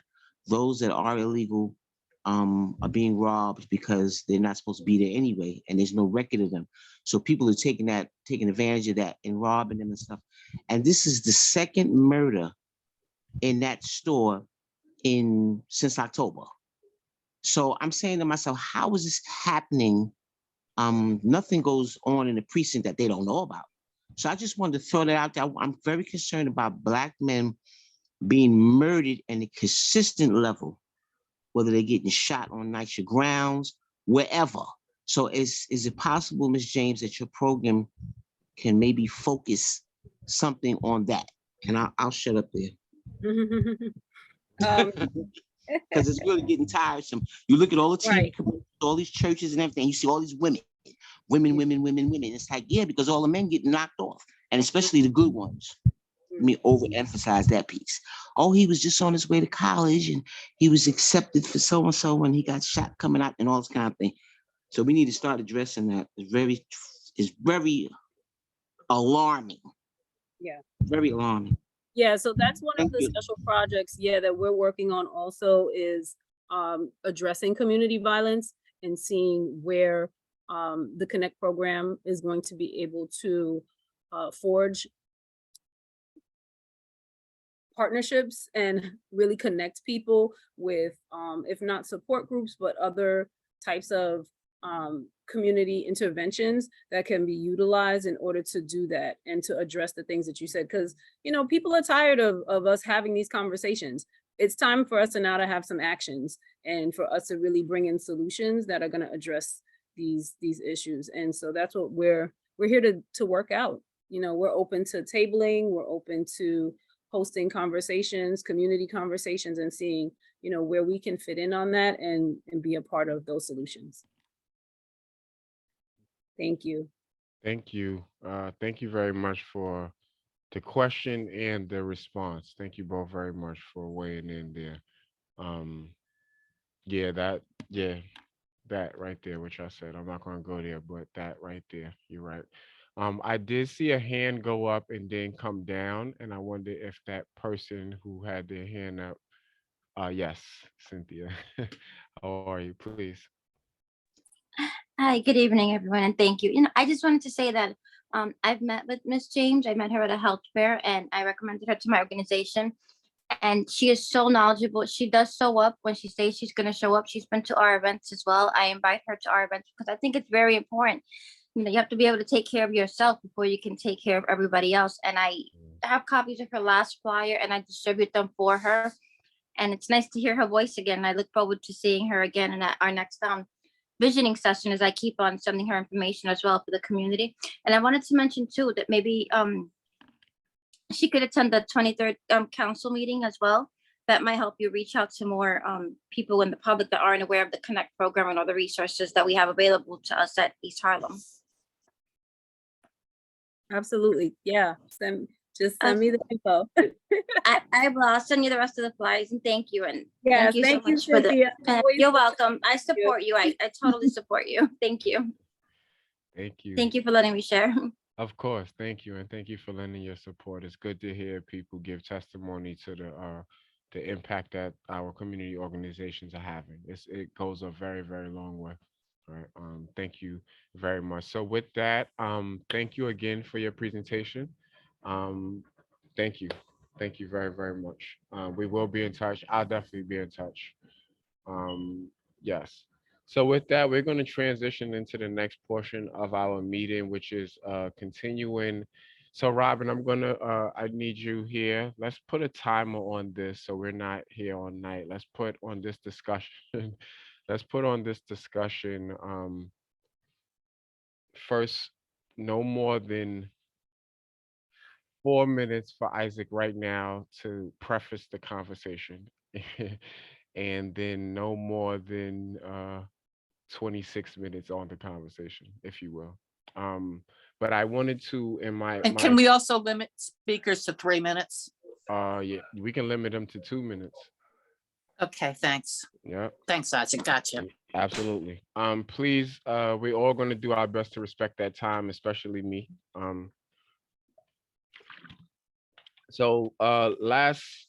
Okay, short version of everything because I only have 4 minutes. We are now, last month we took, in my opinion, we took a huge bite out of the apple And I'm hoping that this week we will take another huge bite of the apple in a different way. And that bite that I'm hoping we will take is that we will begin to lean into this document and begin to add language, thought, spirit, not necessarily editing on the floor as much as I want to bring in some considerations for us, and then I'm hoping that you all will let me know if you had any time to think about this or look through anything at all with regards to, everything, just whatever, just weigh in however you see fit. I don't want to overcomplicate that. I do want to report back some of what I did on my own is I've been just deep diving back into everything that's been happening over the last year, all of the information that we've been getting. I wanted to pull into this um, discussion a few writings that we already have out and ensure that we continue to carry the language of a lot of what we've written because it is very impactful and it does articulate the need to a good extent. I think we'll hone in on a lot with respects to what we are going to sift out on this document. But specifically, I wanted us to take some time to consider the questions and the answers that were given to us last year by the Department of Health and Mental Hygiene, because a lot of what we have on this moratorium document is citing of statistics that present one argument. There's more to the argument that we can be discussing, and there's more updated information that we've been given since this last document has been created. So we should definitely consider that consider that information as we are re-articulating and expanding what we are asking for. Because in our reality, what we had here, it does not advocate for any resources, but we have documents like our statement of district needs, which very articulately expresses what we feel a need is. So we should definitely pull that in. I wanted to just pull us back into maybe ask folks maybe on their off time to revisit the discussion we had in December with exponents, because Mr. Powell gave us some really good insight into how they as professionals doing this work see the how they understand people who choose not to use harm reductive services and choose to use drugs in the street versus those who will go into a facility. So I think that is something to just as a consideration, because this is new information that was presented to us. Also, there is Half a yes, minute, guys. thank you. Perfect, right on time. Lastly, there is an OASIS statewide comprehension plan that I would love for us to really discuss some of the components on what OASIS statewide comprehensive plan is, as we seek to, make a demand, to OASIS and those other organizations that, govern the sitting of organizations. So with that, I'm going to stop to open up the floor, just with respects to the time. I did have some notes on, some language we can add, some spirit, conceptual things we can add, but I want to stop for a second, open the floor up. If there's any thoughts, comments on anything, what do people think? Anything, just I'm opening the floor to just this is committee members, please weigh in. Any thoughts, comments before I kind of keep us moving forward in the discussion, but I wanted to stop for a second at that 4-minute mark. Yes, Robin. Thanks, Isaac. I think I may be one of the few people on the committee who was on the committee when this moratorium was drafted. Yeah. And the intent was to bring people to the table. And I think that's partially what it's been successful at doing that. And I personally feel that I think that the attitude we should be taking and what it already expresses, I think, and that's why we're not clear, is there, the moratorium is really on no expansion and no expansion without coming to the community board. I think that was really one of the underlying factors what brought us there. And I think we need to continue to carry forward that message. And I think we've been good at it so far. If you want to expand services and help the people that are already coming to your clinic in a different way, that's important. Like if you're not offering something specific to a specific kind of addiction, yes, that's really important, but not a bigger footprint. Yeah. My time's up. No, thank you for saying that. Thank you for saying that. Any other hands? Oh, Cindy, please. Thank you guys for contributing here. Thank you so much, Robin, and thank you, of course, for the time. In 2020, when I started on the board, it was a very hectic time. And it was, for some context that Robin already started to provide, a lot of the services that were coming into the community were being brought in without concern for our needs, for the district needs. They weren't considering how it was impacting our community. They weren't considering how it was impacting local businesses. And it had already arrived to a point where we needed to establish a line, and that's where the moratorium came. That the moratorium was the line. It was like, okay, we as a community of over 180,000 people, we need to have an input into the services that you're going to be providing here, because it is impacting us and we are already extremely vulnerable. The crisis of the pandemic exacerbated a lot of the issues that we were seeing in the services that were supposed to be provided that weren't. And also, we saw the gap in the Half a minute, services that were Cindy. supposed to be provided. Thank you so much for the reminder. So I looked over the original moratorium and then the resolution that we passed in March 2022, and it still stands. It gives us a bargaining chip, an opportunity to say that we are together in this, and we will have a say on how our services are being distributed, how our funds are being distributed. So thank you again for taking the time to reconsider this moratorium and adding additional language that will humanize those that are receiving services and are coming into our community and hopefully thrive here. Yeah. Thank you.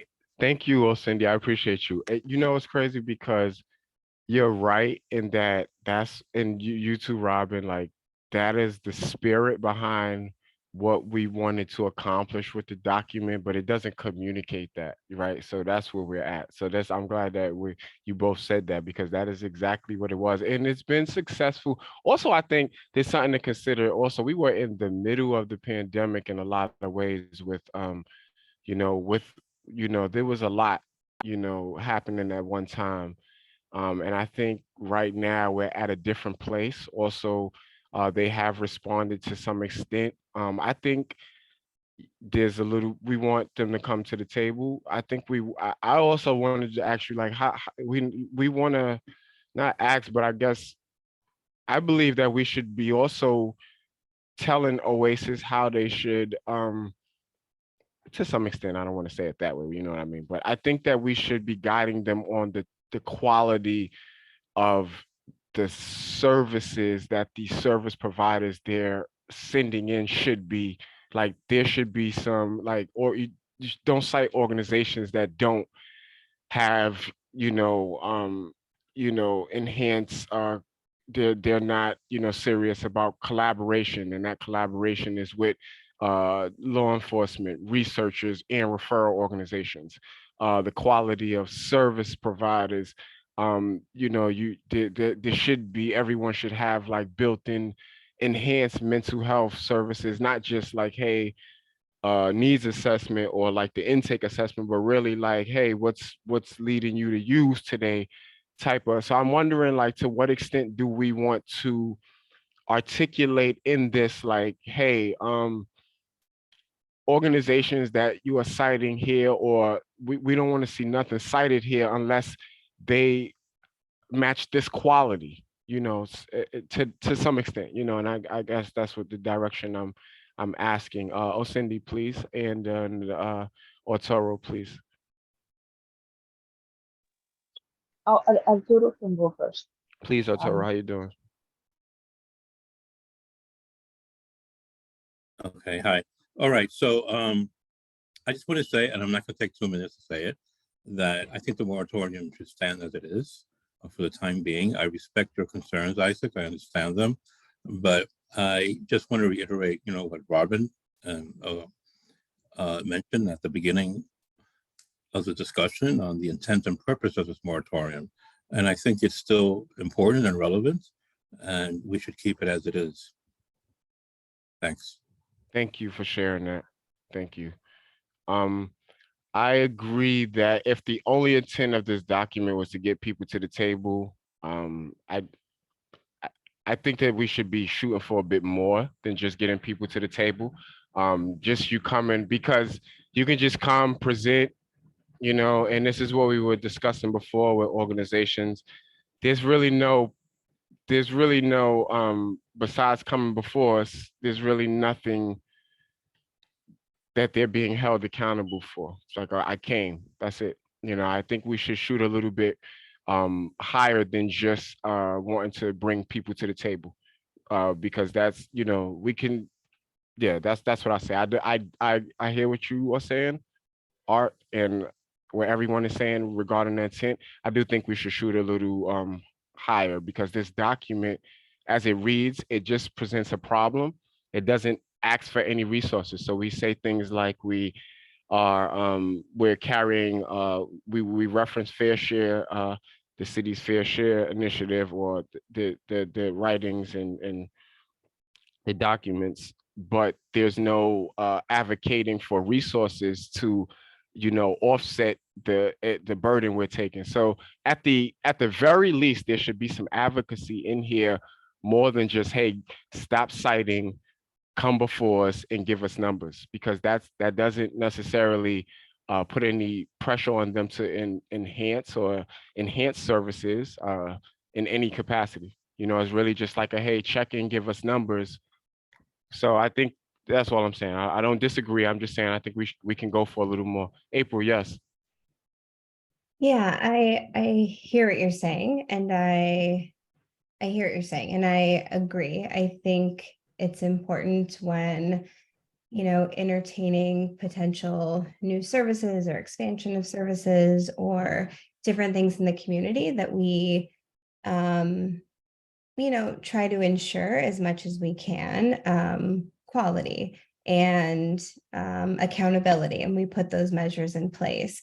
But I guess, and I don't have the historical context or the experience, I guess, so I appreciate those who have shared some of it, because it certainly sounds like it was the right thing for the right time.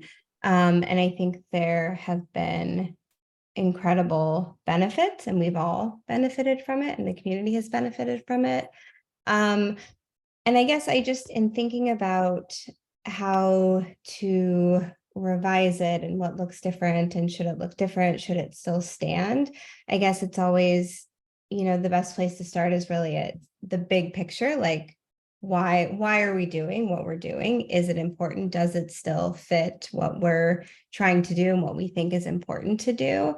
And if it does, like, what is the full extent of this tool? Because I think it's been an incredible tool for what we've wanted. So bringing people to the table. And I think additionally, we have this opportunity where, if we revise some of the language and or it stands as it is, which I think it's a quality document, then we can still entertain and meet with different groups that want to either initiate services or change services.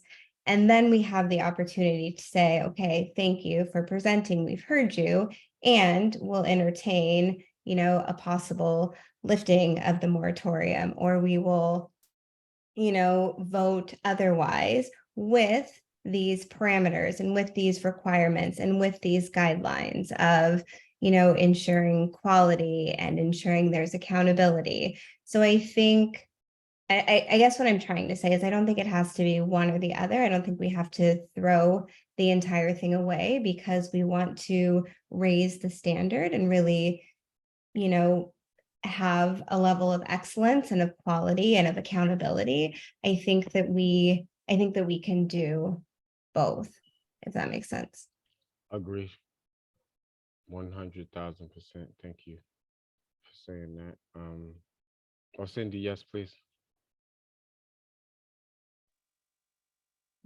So yeah, you see the moratorium as it stands as a document right now, it's doing its job. And it's a lot more than just data. If that data is the breakdown of services provided, the individual cares of patients that were coming in, the numbers of shelters that were receiving services from Oasis, that were not receiving services from Oasis, that were planning to be receiving services from Oasis and why. So because of this moratorium, because of this document, we were able to hold Oasis, hold agencies to a level of accountability that had been up until that point extremely challenging. But again, times, it's been 3 years, even though this specific moratorium was in the works for 10. So that should give you, again, a little bit more context as to the importance of the document itself. I do also advocate to improve as to what we want to accomplish. So I would request to have a longer period of time to actually look at what the actual purpose of the vision is. Because if it's accountability, we can do that right now. If it's better services, better accountability, we can do that right now. We can have any question, any information, we are able to directly reach the agencies right now that used to completely ignore us, that used to completely just bypass the meetings and not show up and not to have a care in the world. And while our constituents and while our tenants, while our people, our neighbors we're going through a very challenging time.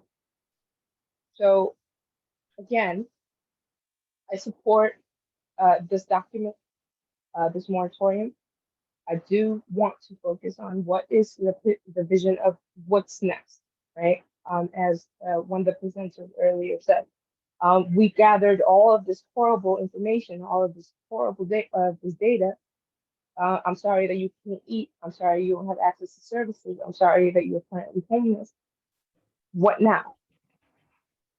So I feel that because of that, because we don't, unless somebody has the answer for it right now, I think it'll take a little bit more of a conversation so we can create the next stone in this foundation to truly make East Harlem not only safer for our most vulnerable, but stronger in an advocacy standpoint, which I know that is uncomfortable to think about, but we as a community board, not only as a committee, but as a community board, need to establish the fact that we are representing over 100,000 people, and we have a responsibility to make sure that they're being heard.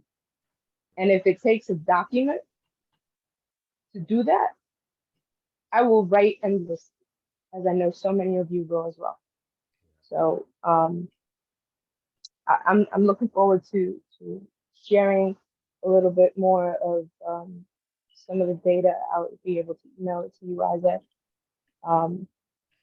Thank you for hearing me out. No, thank you for sharing that. Chair, we have 7 minutes to go. Thank Cool. you. We are in go ahead, Xavier. I'll go after you.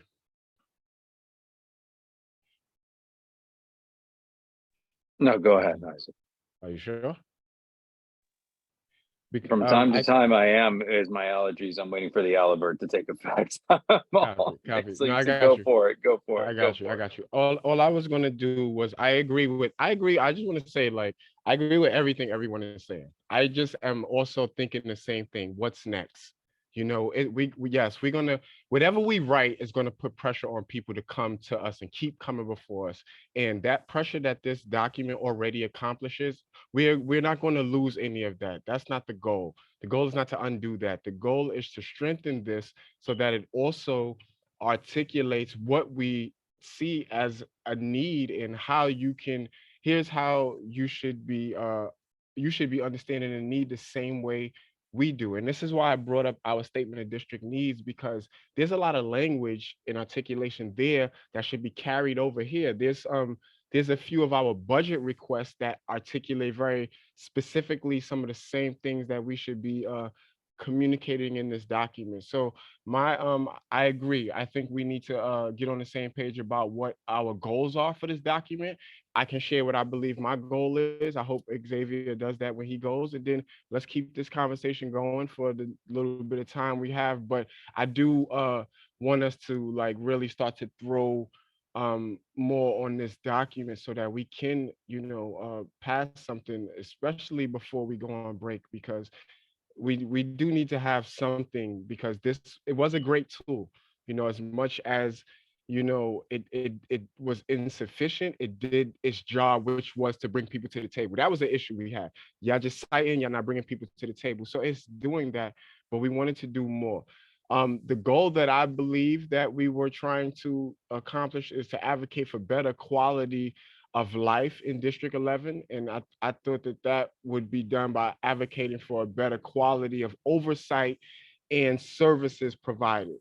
And I have some subtopics under that I'm happy to just put into the document. I don't have to read them off, but that was what I believe the goal was, to advocate for better quality of oversight and services, not just to say come to the table, because you could come to the table and be a crappy service provider. That does us no good.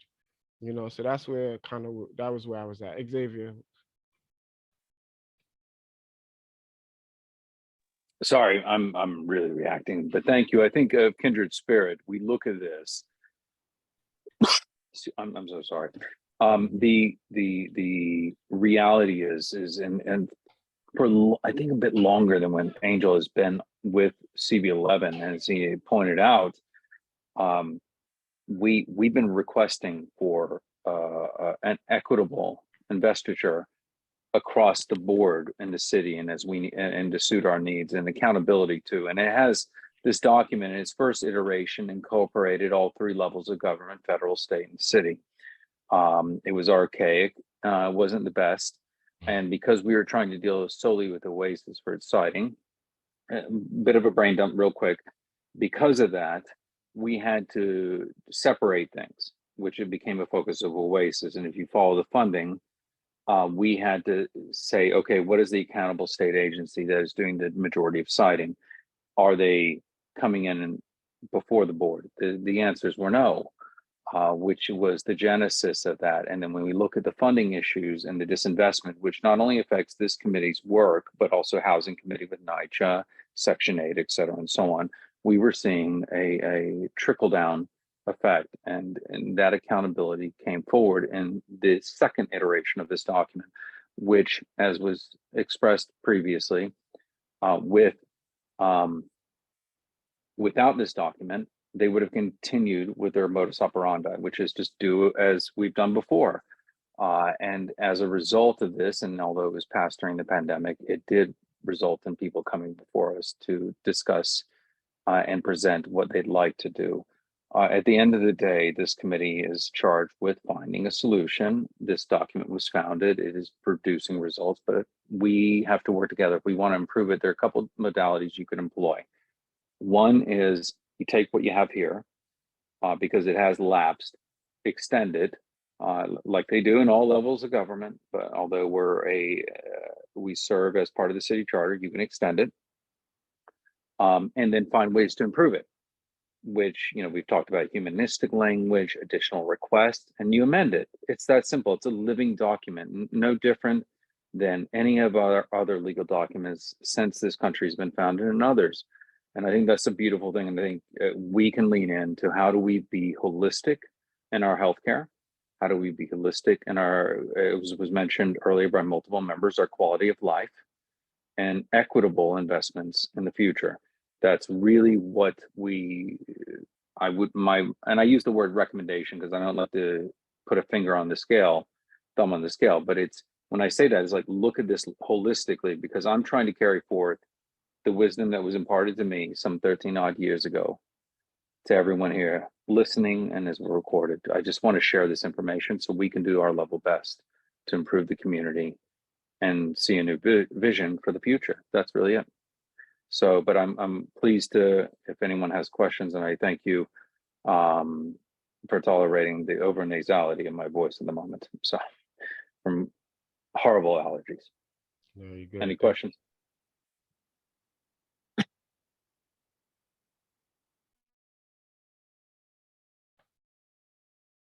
I feel like we all on the same page. I think we just can we all, Robin, please. You're muted. I was just going to simply say, for the essence of time, it's now 8:39. Can we take a vote to who was agreed as it is for now? And I suggest we come back next week and each member is charged with what additional question would you ask of people who come before you? That's how I'd like to leave it. Yeah, I don't What think else? we need. What's one other thing you would like to see this document ask? Yeah. I don't think we need to vote on anything. I was hoping that we would do just that, what you said, like we would discuss, because we, like, oh, Cindy hit it right on the nose. We don't have shared goals that have been expressed. And I think if we could take a minute or two to just at least get that out of this conversation, I think between this meeting and next meeting, there should really be like significant edits made to this that we are ready to like work on the floor next month. And I'm really happy to add the things, we can add them as suggestions, add them in different color, whatever works, so that we can look at them individually and decide, hey, this is, necessary, not necessary, doing this job, how do we re-articulate this? But I think we should really be coming back next week with some edits, not just starting to edit on the floor, but that folks have already been looking in the document over these next like 4 weeks, so that we're coming into the next meeting with something significant to, hopefully finalize. That was my hope for today, that we would at least get to some shared goals or what we wanted to get from this document. I know I heard one, quality of life. I heard another one, bringing providers to the table. I don't know if there's another.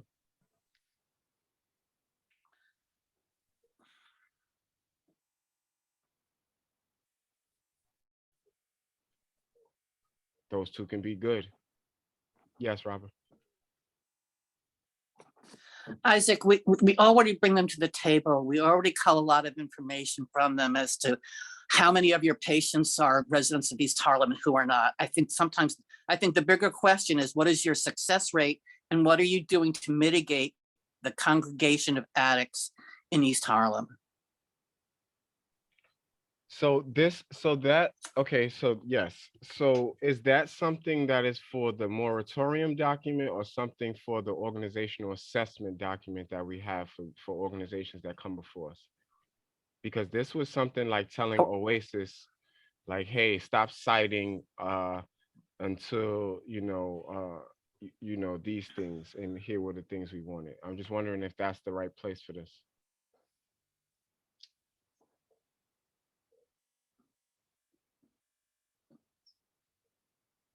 April, join us, please.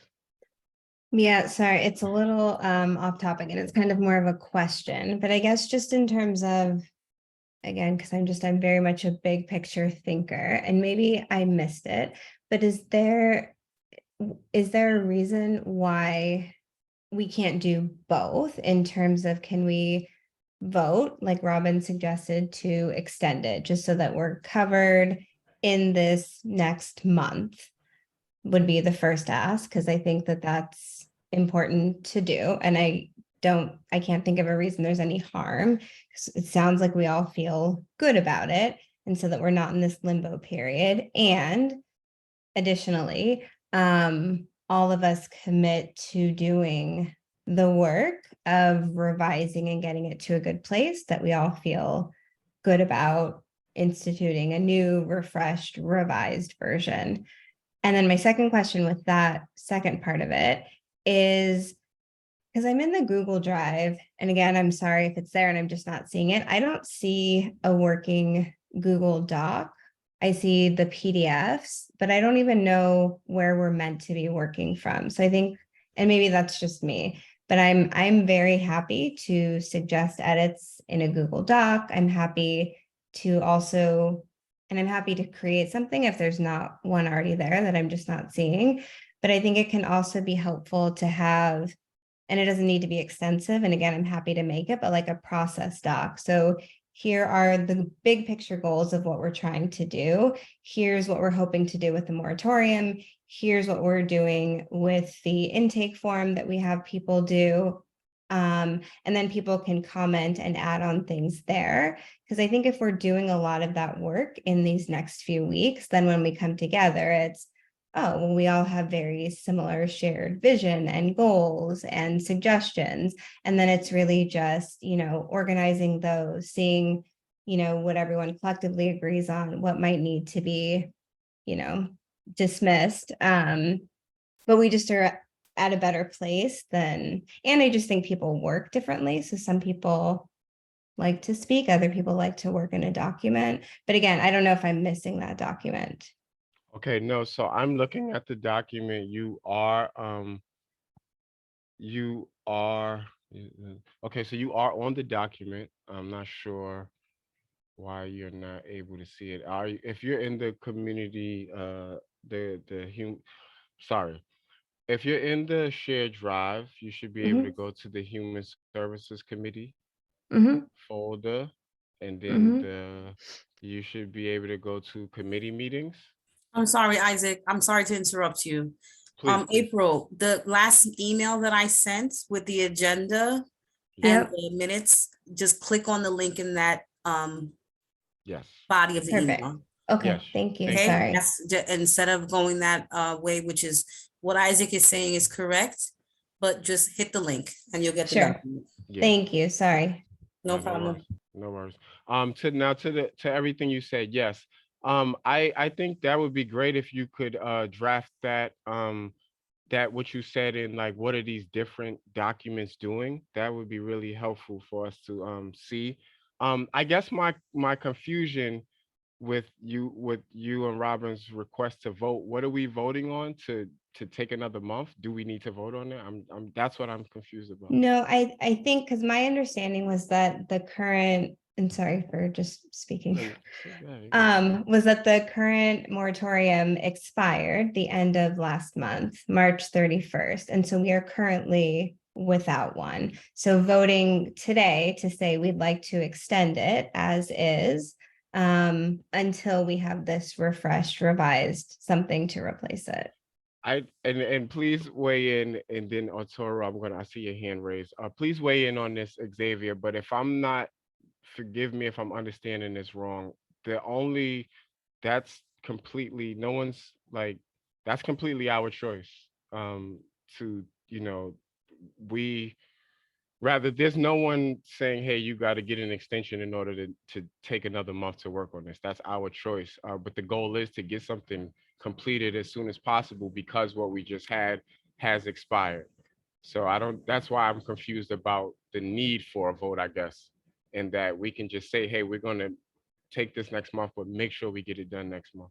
So I don't know. Xavier, please weigh in on that point. And then Art has had his hand up patiently. Thank you. Yeah, thank you. I'll try to be quick. I'm sorry. I had to step out and you're going to hear some background noise.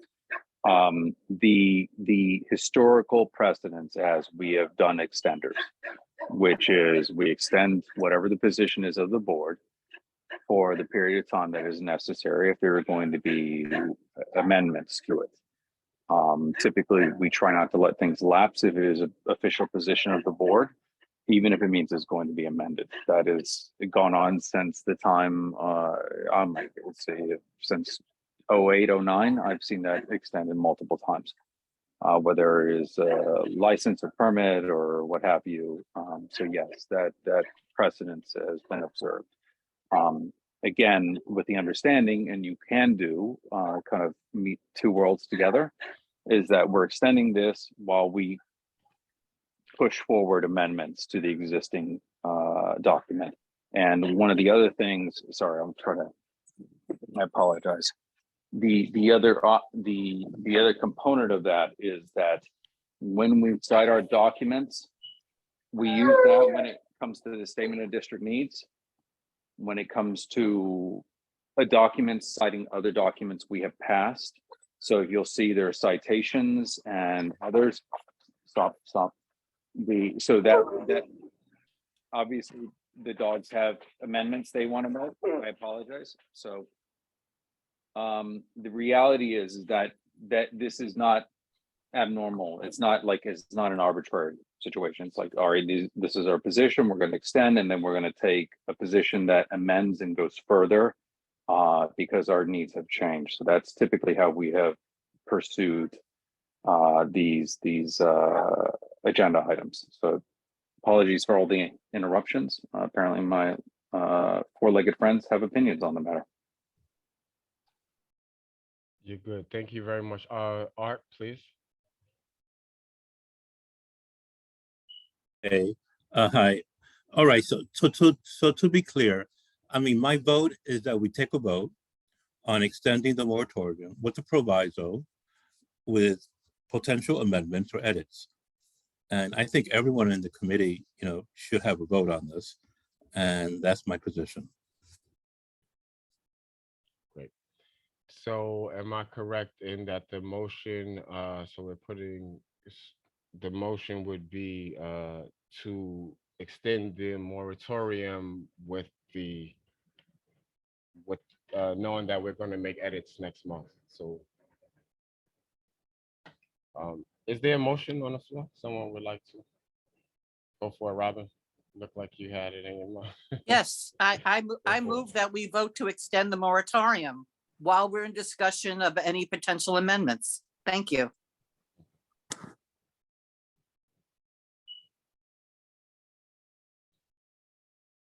That's Osendi, is that a second? Yes, sir. Okay, can we do roll call? April Autry, Yes. Juhab Chowdhury, excuse me, Osendi Garcia, Yes. Brandon Gillespie. Yes. Brandon Gillespie, Yes. thank you. Jennifer Meyer, Yes. Arturo Perez, Yes. Isaac Scott, Yes, that's fine. Robin Stration, Yes. the motion carries. Thank you, Marlene. I do want to, I part of this, what we just did still is a bit confusing in that I don't understand the need to vote to extend something that is something that's really, in all actuality, a tool that we've been using, something that we've written up, and it's a tool that we've been using. It still has its effect. It's not relevant this month, whether we vote on it or not, because Oasis has never acknowledged it. They have acknowledged it through our advocacy in it as a tool. So that's where I'm a bit confused at why we needed to say, hey, we're extending the moratorium to things. So that was just a bit of my Because confusion. technically it's a dated document Okay. with thank an you, end Robin. date. Thank you, Don. Thank you. Thank you. Still, that doesn't totally answer the question if the it's fine. It's fine. It doesn't totally answer the question because it's not so much about the date that it covers, it's that it's in the power it carries. And where's the power? The power is not in that the document was passed and that it was in it's the collective um agreement of this committee, and that is what we're carrying. So it's fine. It's fine. I don't want to mince that. It's late. Osindi, please. Your comment will be the last comment, and then I am going to transition us. I appreciate you. Anya. Yep. Yeah, well, you know, I'm working on communicating better. And and I want you to know that, your work has inspired me to do that quite a bit, to be a bit more personable and not, as direct and just cut and dry, black and white, like very much I was called Wednesday Adams, but that's besides the point. So I'm going to do my best when I say this. Um, if we question the validity of one of the documents that took 10 years to develop, that had a huge impact, whether it was, is saying, when you question the validity of something, of so many volunteer hours, it makes it very difficult um, to kind of continue the concept of the work that we do here, because every resolution or that we pass is just a bunch of words. It's just a piece of paper, even if it's printed. So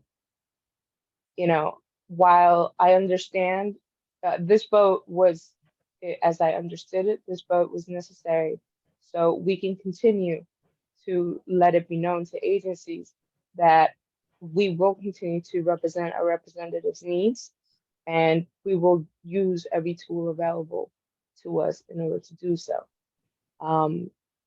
even if it's just a piece of paper, especially when it's a piece of paper, because all we're giving is our time.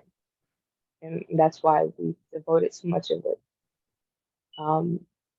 So I'm grateful for the power of community, for the power that the words in this institution has been able to gift us.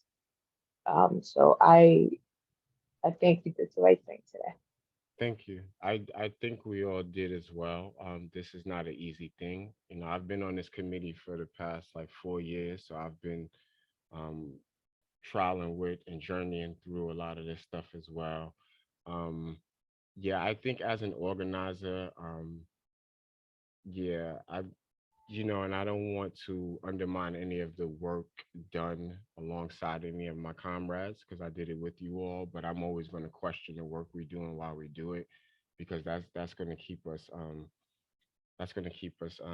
centered in what we should be doing and not doing. You all, with respects to that, you all should know that, over the last month, you'd be very surprised in how many committee members, council members, and different people reached out to me and thanked me for sharing because it went a long way because we really don't know who's represented under what we're talking about. And I want us to just be mindful of that. We're talking about each other as well, with respects to what we're doing here. And I am, I've been doing this community organizing work a lot, just like a lot of you all. So, no one's more qualified or less qualified. But there is, I think we have to be realistic with what tools we're using, what power they do have, where they have power, where they do not have power.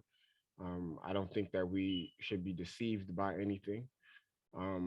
I don't want anyone to think that what was written on paper was more impactful than your words and your advocacy, because that's what brought all of those words off the paper into life, for the people to respect it. You know, the zeal that we all bring to these meetings, and the questions, the concerns we bring is what is bringing people to the table more. The document is that platform that helps us, yes. But I think that we do have to understand what it is and what it is not. But we all on the same page. I don't think that we're on a different page. I think we're all just saying different parts of the same thing. I would love to know next steps. April, can we expect when should we expect something from you? You can expect to see the same document that you all have that Marlene sent.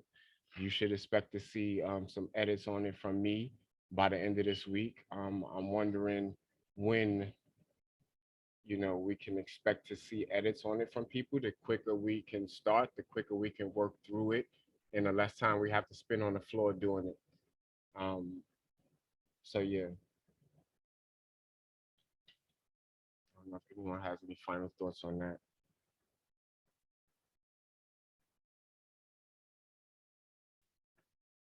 Yes, Xavier, please. So, not a recommendation. This is what I would usher forth as a group, and what we did during the pandemic's early days when Jeremiah Schleppman was our chair of housing. I was blessed to be the vice chair under Nelson's leadership of the board. Set up that Google Doc, start workshopping, putting your suggestions, and then when it comes into the public sphere, and next in May's Human Services meeting, you can say, okay, so-and-so put this recommendation, so-and-so put this and this and this. And again, we're going to be onboarding new members. The interviews happen this month for those applicants and those that are renewing. We will have an onboarding process as well, but I think it's very important because the VP's office has educational forms when it comes to resolution writing. And to keep it very succinct for those who maybe know or don't remember, because it's an archaic form of writing for those that are not familiar. It's not different from academic writing, which can be jarring for those that have come out of the working world into academia and back again. You're looking at your ultimate asks. What do you really want? Your 1, 2, 3, 4, 5, whatever it is. And then you're setting the preface up at the top. Whereas this has happened, whereas this has happened, whereas this has happened.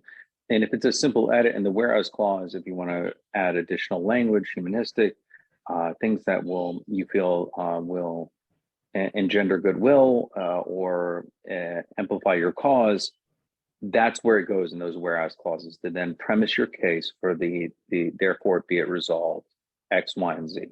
So that's what I'd recommend. And then thank you, April, for volunteering on that. And I'm sure Marlene and others will be willing to help with onboarding that document so you can put the recommendations in and then have that conversation in the public sphere in May.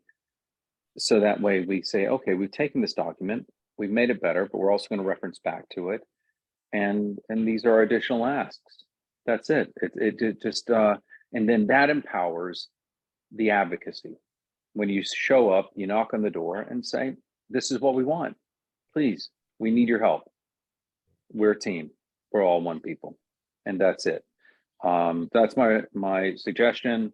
And again, Isaac, in service to this committee, to you, to Art, to everyone involved, if we want to have an in-person in May, I'll come up.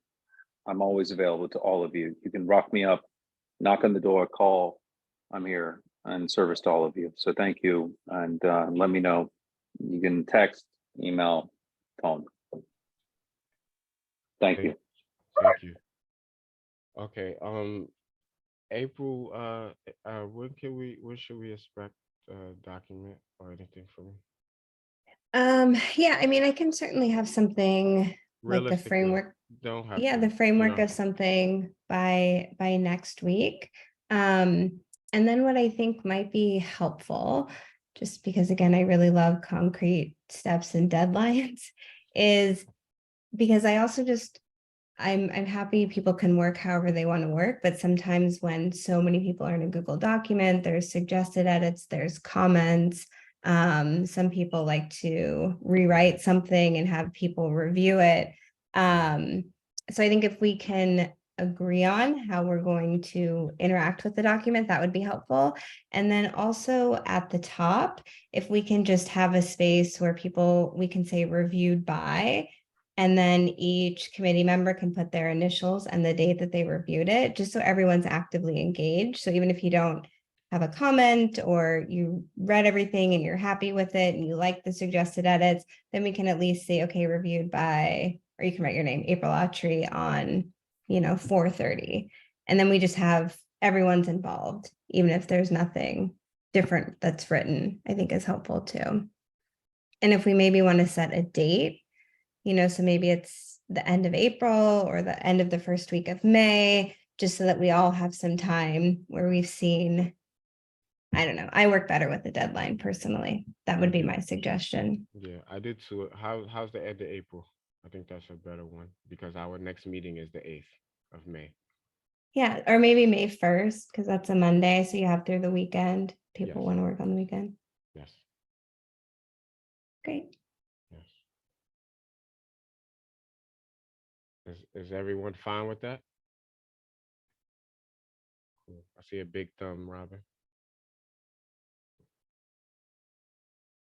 Cool. Oh, Cindy, Art, is that good? Jen? Yeah, that sounds good to me. If I may, you'll have some of my notes by the end of the week. And I'm unsure of the timeline. I, because the end of my term is coming up. This will be the last project that I'm working on. So you will have my undivided attention and support. So I'm really excited about this. Thank you. Thank you very much. Okay, so with that, I'm going to take us out of this old business and no new business. Does anyone have any new business? No? Great. So we are good. Marlene, we can take a roll.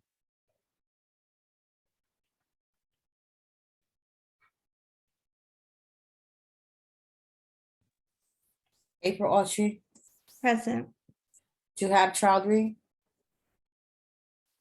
Osendi Garcia. Present. Garcia, thank you. Brandon Gillespie, Present. Jennifer Meyer, Present. Arturo Perez, Present. Isaac Scott, Present. Robin Stration, Present. Thank you. and Anne Marie Vasquez is excused. Thanks. Cool. Thank you all. Have a good night. See you guys at full board. Take care. Bye, Isaac. All Thank right. you. Have a good night, guys. Have a good night. Bye-bye.